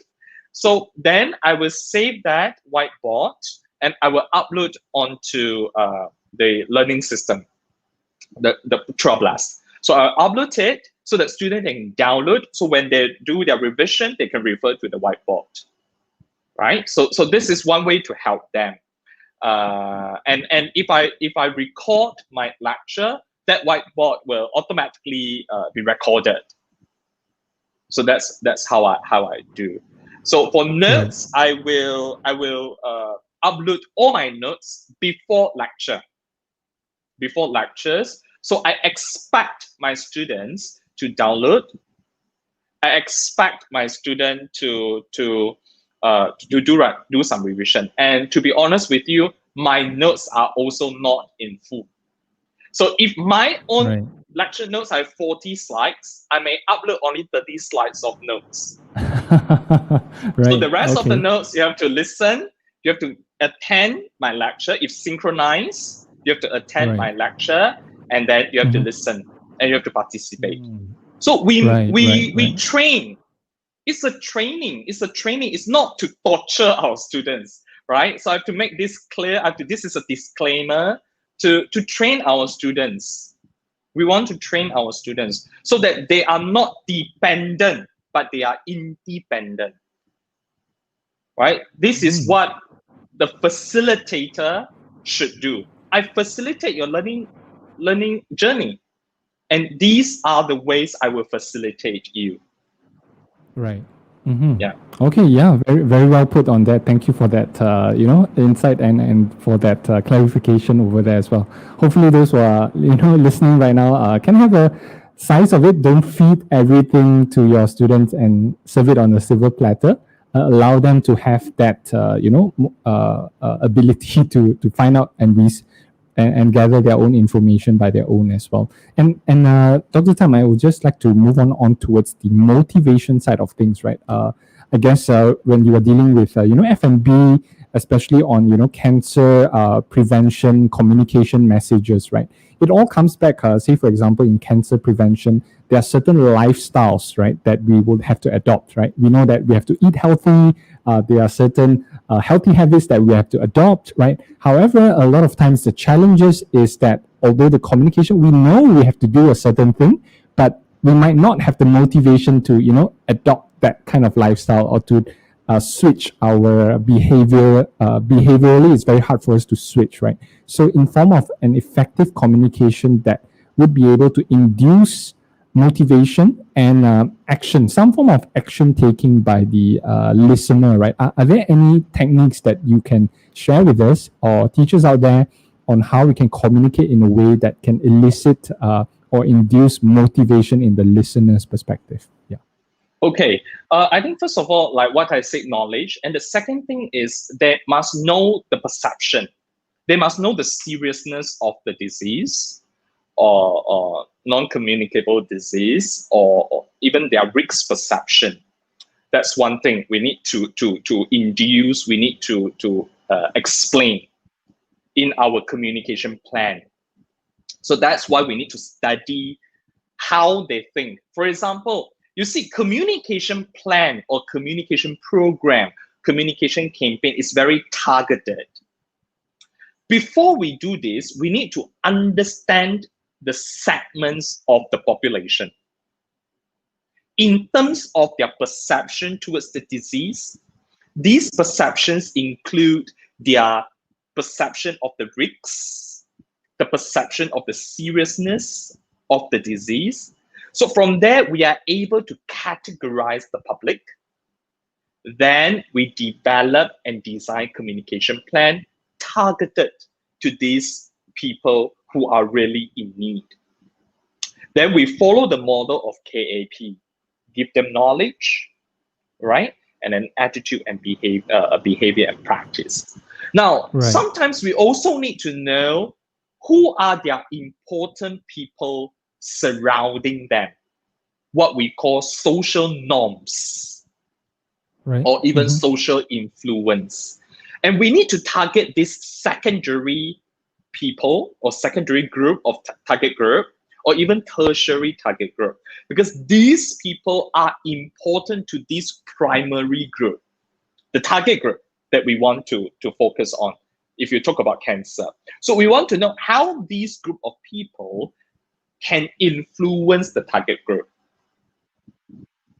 Then we will work out on some programs. We work out on some objectives, empowerment, right? And then some sustainable activities so that they can take it for the long run, right? For the long run. So this is my point of view about designing and also targeting the group of people, how to make them, to motivate them, right? Right. Okay. Right. And I guess from towards here, let's take one or two more questions over here. I see that Tina has been very, very active in the question side of things. She's mentioning over here, I'm learning a lot in here. Thank you, Dr. Tham. I think this will be the last question. So how communication and conversation similar and different to each other? So probably from the perspective, I'm assuming that she's mentioning what is the difference between communication and conversations and conversation? I think she means the difference between communication and conversation.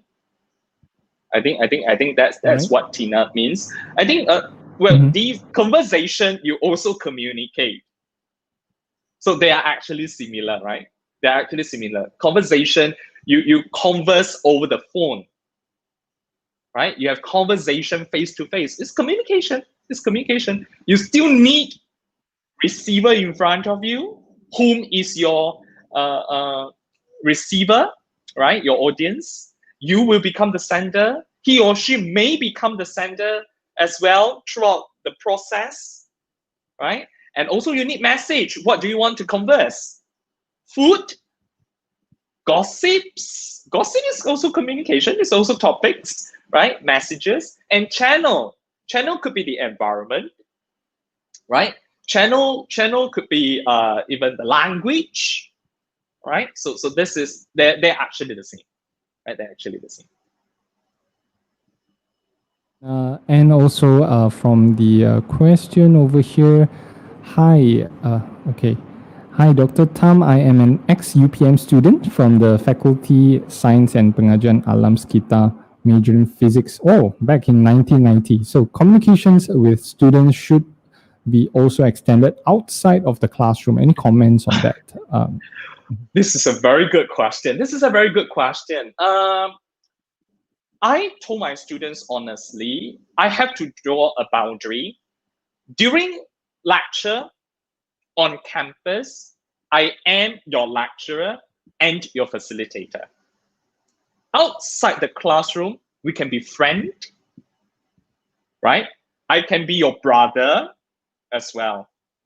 But I know my role. To be honest with you, I still contact my students even after classroom. We went out for tea. We went out for lunch.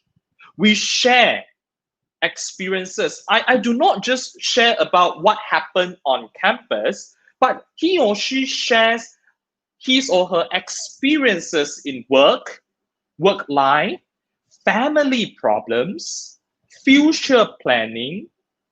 So that's why I said, if you remember, communication environment involves instructional information, non-instructional information, as well as relational development, which is relational dimension, because you have this dyadic relationship.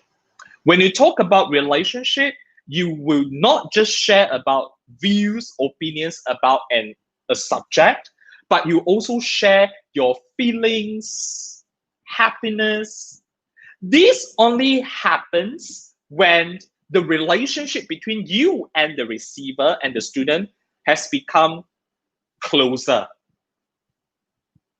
right? So I will not say that having communication or develop a positive relationship outside the classroom is a sin or shouldn't be, but I would say that you can do that, right? It depends on the goals.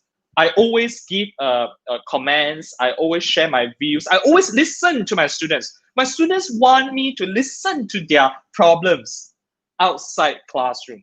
I will listen. I will see how I could help, give suggestions, even until today. Right? I have students from Utah, students from New Era. We still meet. We still meet. All right, so I guess from there, wow, it seems that you have a lot of students across the board over here. So yeah, having Thank you for good the support. Yeah. having good communication, it really pays down the road as well for students to, you know, even to be able to develop a long-lasting relationships between teachers and students as well. And it's a very important point. Poor communication would often, you know, disrupt the relationship between teachers and students as a whole as well, right? Yeah. Yep. So yeah, so I guess a form towards that, right? If we were to look on the broader perspective, right? In form of COVID, on how COVID changes the entire way on how we communicate on education side of things, right? What are your main common practices, right, that you would see moving along ahead, right? How would the communication from an education's perspective evolve right after COVID? Say everything were to continue on for the next few months to come, right? How would our communication from your perspective would be evolving, especially during this time, and how would it really transpire and evolve based on what we are currently experiencing on Dr. Tham? I think during this COVID-19, if you talk about communication, I think also one thing you need to take into account is mental health communication. Right. Mental health communication. Now, if you take that into account, I believe the communication after COVID-19, post-COVID-19, or even when we go back to schools or even universities, it will become more healthier and more positive, in the sense that students are willing to talk to you, and you will find that communicating with students is no longer just about assignments, homework, lectures, or whatnot. It could go beyond. It could go beyond. And you will see that our role is no longer just delivering knowledge, but we also nurturing our students to become a holistic, well-skilled students from various perspectives. Because if you take mental health communication into account, you will communicate with your students even during lecture, after lecture, knowing their emotional reaction and how you, lecturer, can actually take care of them. Give you an example. I have a postgraduate student. She's very, very busy. She's very busy because she's working in a hospital. And she's a public relations practitioner. So I'm not so sure whether she's watching this live or not. She's very hardworking for work and also for studies. And I know to certain extents, she wants to make sure the research is the good one, right? So that she will not disappoint me. So that's why she gives herself a lot of pressure. And from time to time, I will have meeting with my students, right? Because even I work from home, I will still have my regular consultation with my students. I prefer face-to-face. Number one, I do not have much time to comment their work over emails. Write down. If face-to-face, like online, even virtual meeting, I can give my comments immediately, and they jot down my comments, and they ask me their questions. That's number one. I find this is important, having regular meeting with our students. I can observe her non-verbal communication patterns. That's also very helpful, all right? And from there, I will give motivation to my students. Right. So that they know that they are not alone. Mental health communication, MCO, be it MCO, CMCO, or even EMCO, even TEMCO, TEMCO. All of us are in a solo, in a very lonely environment. If you stay alone, that would be, more worst, right? That because you cannot communicate or meet your friends. So having this regular meeting with students during COVID-19, they find ease, they find comfortable. After COVID-19, your relationship with your students, the communication process will become better. Because you have been practicing this during COVID-19, you take note of their their progress. And if you remember what I say, student-centered learning, I do not want to be like top down. I will tell you what I want, but I want to listen from you as well. Can you follow? Right. I allow my students to tell me, and my student did that. Yeah, Jay, Right. you may not believe, my student did that. My student said, Dr. Tham, I think I just want B. B is enough for me. Right. Can you help me to get a B? I do not want to get an A. I say, okay, thank you for telling me. Based on the principle of student-centered learning and outcome-based education, if this is what you want, I will help you to achieve the goal. These are the requirements for you to get an B. But if you tell me you want to get an A, I will tell you these are the requirements and I will push you for an A. Right. Okay. So this is communication once again, not a detector.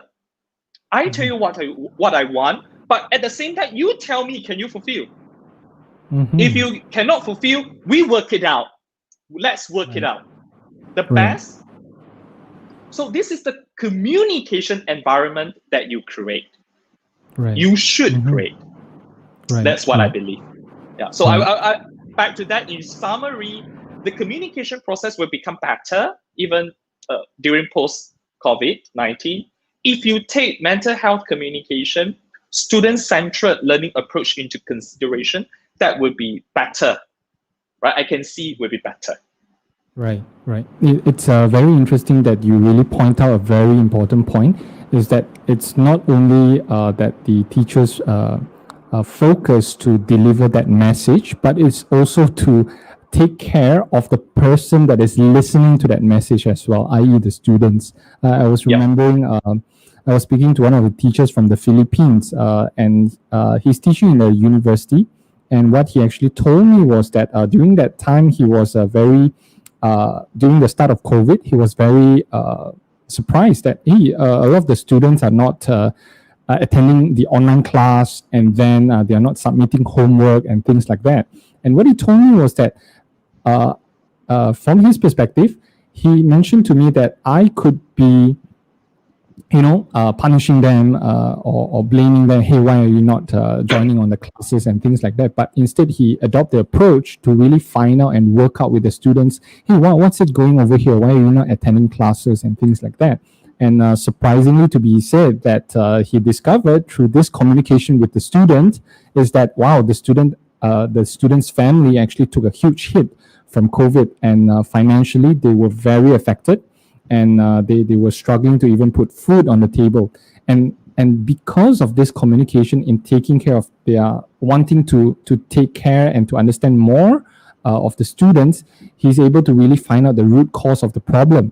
And the problem is not that the students is not interested in joining the class, but it's that survivally they are deeply affected. And what happens was really touching to me as well, is that the teacher actually find out resources and to find out ways to gather resources for the students financially to help him or her to actually go through that period as well. Hence it is like what you say, Dr. Tham, it's very important as an educator during this time to really find out more about what's the story behind why the student is not participating in the class. If they're not doing homework, that usually is a story or a reason behind.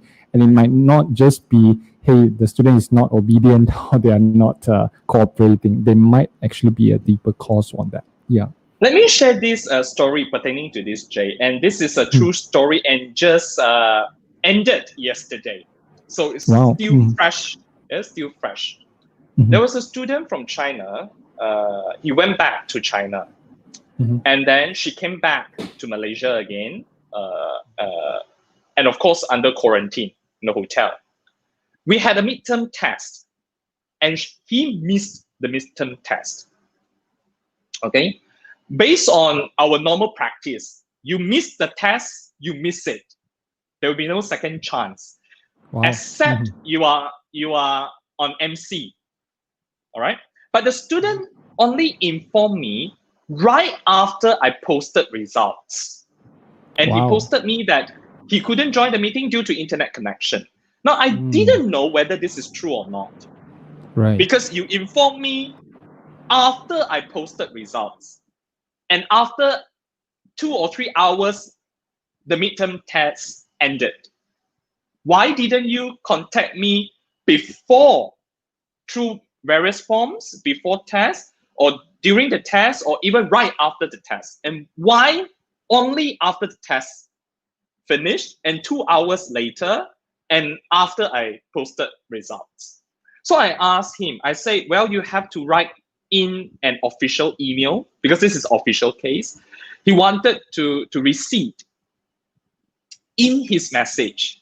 He said this to me, and I decided to give him a second chance. He said, I have internet connection, the whole story. I couldn't provide you the evidence, but I have to tell you that I want to learn.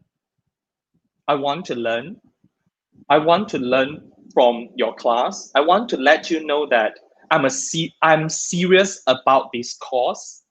I'm serious in your class. If at the end you decide not to let me resit, it's your choice and I respect. But I would appreciate it if you could give me a second chance. Now, if you were me, you read this message, and because you allow communication, then you can find out you have a serious student in your class. So what I did, I came up with a second set of questions. Surprisingly, luckily, and happily, he got 8 out of 10. Wow. He scored 8 out of 10. Right. And not only that, Dr. Tham, based on how you describe how he skillfully word all that word, he is very qualified to be a very good communicator he himself. I'm not sure if that's a subject that he's taking. Yes. It's communication, but it's a research method class. So research method class is a very tough and a very, I would say to some students, maybe it's dry, but it's very hard compulsory subject. I appreciate the student, right? And of course, due to this situation, I allowed him to resit. And yes, he scored. And he is serious about the course. So this is what I'm trying to conquer with you also, Jay, and to make a summary about the importance of communication and listening to your students, listening to your audience, right? Not just top down, bottom up, horizontal communication as well. Right. Understanding your audience is very, very crucial from there. And I guess if we have time, I would want to share one story over here as well. It happened during COVID as well. We were running a program for secondary school students. So for a lot of countries, it's junior high school. So probably about 12, 13 years old. So we were doing sort of like a mathematic-based, game-based program online. And it's a lot of fun and a lot of quiz-based mathematic questions for the students. So when we were conducting the program, all of the students were very, very participative, right? Because it's game-based and things like that. But we were surprised to find out one of the students were not actually participating fully in 100% manner, and the response was not as enthusiastic as other students. So upon that, we tried to investigate further on, why is the case? Why is this student not so excited about the program? It's a lot of games and fun. And what we found out was really, really interesting. when we were communicating with their teachers and parents, right? What they told us was that this boy over here, he's actually a math genius.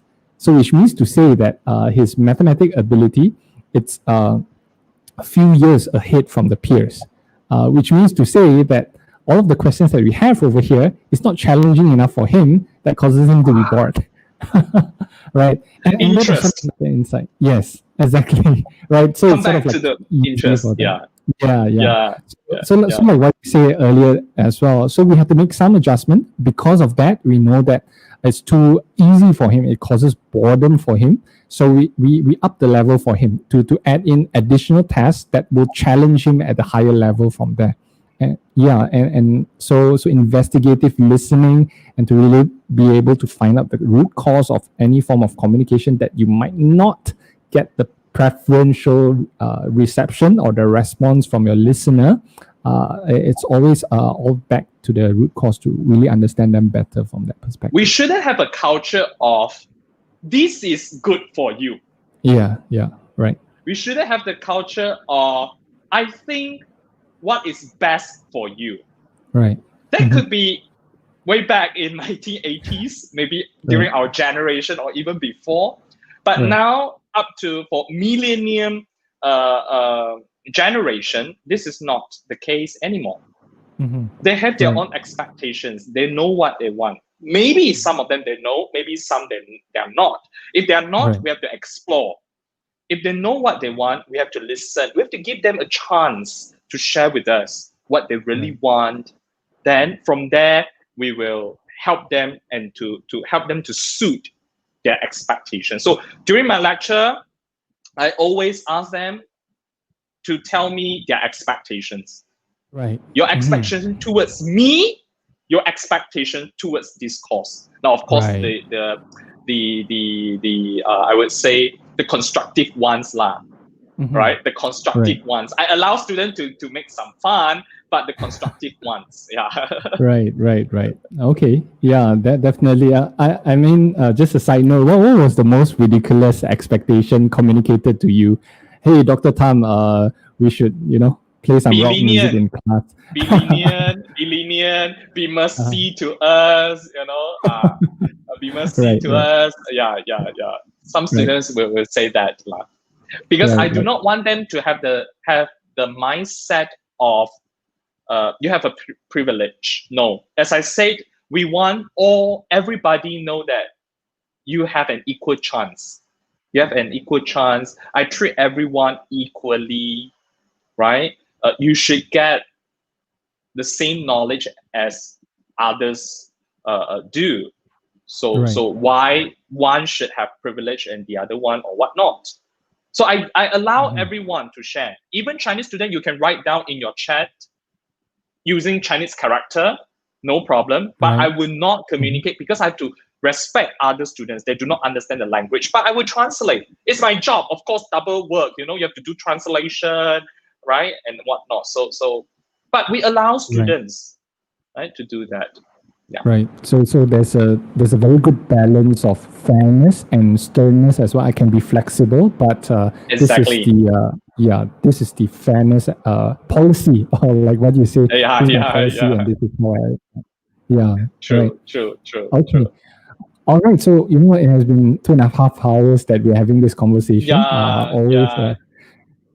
Having great conversation always. To me, it's almost like half an hour just gone past by. Time goes by really fast on this aspect as well. And thank you for those of you who are still tuning in for the past 2.5 hours as well. And thank you so much for that question. I guess to wrap it up for the discussion for today, Dr. Tham, final conclusions and a wrap up on our discussion topic for today. Any comments on that? Yeah. Listening, right? We always go back to that. Listening. Listen to your heart. Listen to your students' heart.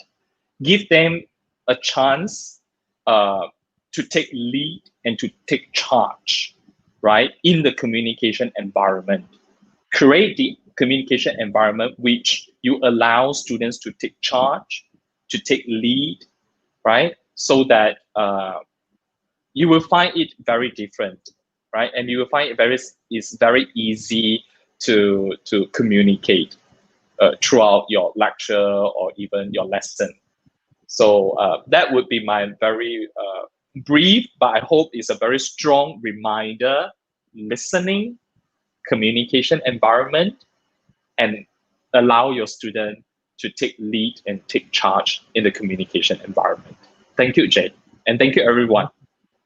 All right. So with that, I guess we are receiving a lot of feedback from our listeners right now. So a lot of thank you and praise from the audiences to you, Dr. Tham. Thank you. So Thank you. wow, a lot of UPM alumni that are joining. Thank you. Yeah. Right. Thanks for the support. All right. So I guess with that, thank you so much again, Dr. Tham, for joining us in this EduChat series for today. We wish you well towards the entire weekend and also for the holiday period, upcoming holiday period as well. And with towards that, a very early Happy New Year. And hopefully we'll cross paths again on this platform and probably in other platforms as well. Thank you so much for joining us. Thank you, Jay, and thank you everybody for joining and for your support. And of course, I wish everyone advance, Happy New Year and also Merry Christmas. So stay safe, always follow SOPs. All right. Right. All right. So thank you so much again. Right. And for those of you who are joining from UPM as well. Right. Okay. Bye. See you. Bye-bye. Bye. All right. Okay, so everyone, you can wish your thanks in the comment section. So Dr. Tham will still be able to see the comment section down below. Thank you so much, everyone, for joining in on this EduChat series and who will be tuning in tomorrow as well. All right. So as all of you have been aware, every week we actually will be speaking with an educator, an experienced educator from different aspects of education industries and education topic as well, right? So it's sneak peek for next week's EduChat series, right? So we will be marching in onto the subject of mathematics, right? So we have invited a very, very, very interesting speaker.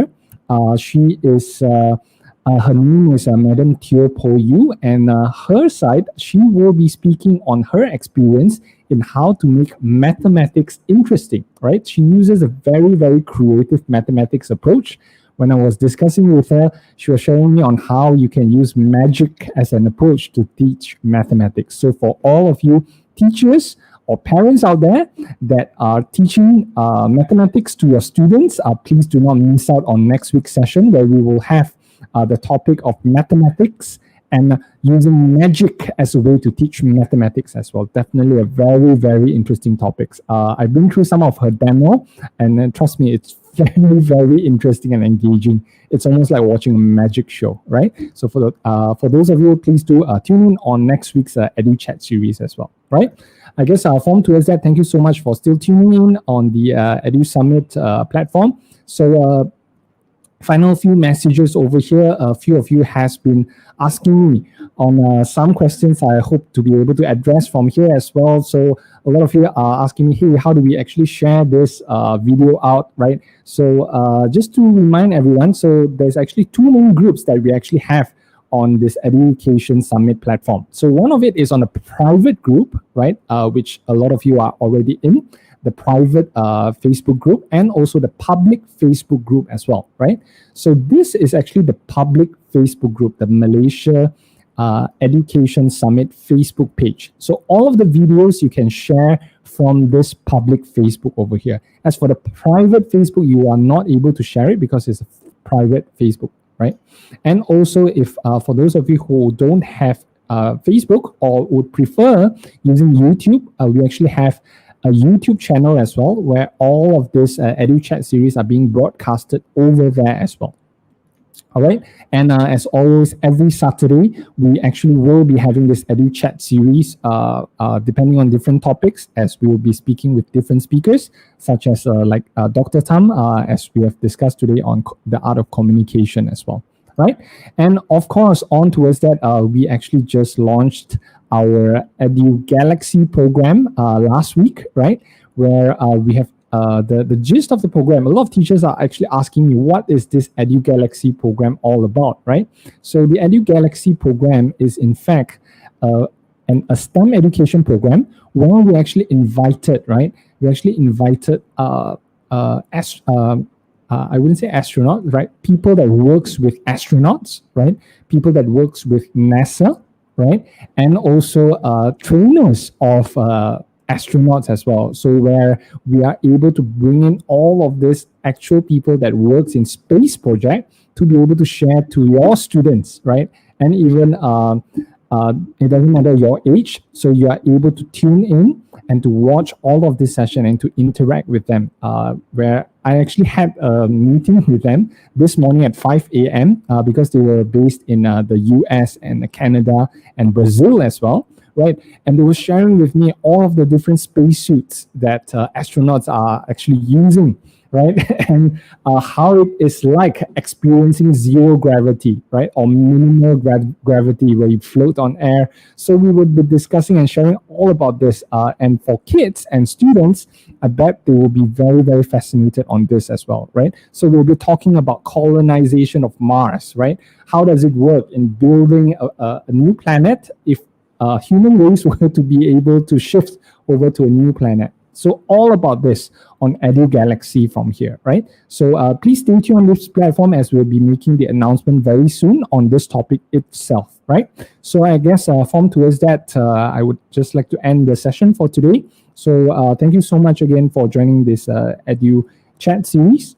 And we look forward to see you next Saturday as we'll be announcing the information for the next week's session as well. So to end this, here's a very short teaser video of the Edu Galaxy. And from here, Jay Wong here, I wish you a very great and fun and exciting weekend. And for those of you out there, have a great weekend, and we'll see you next week. Take care.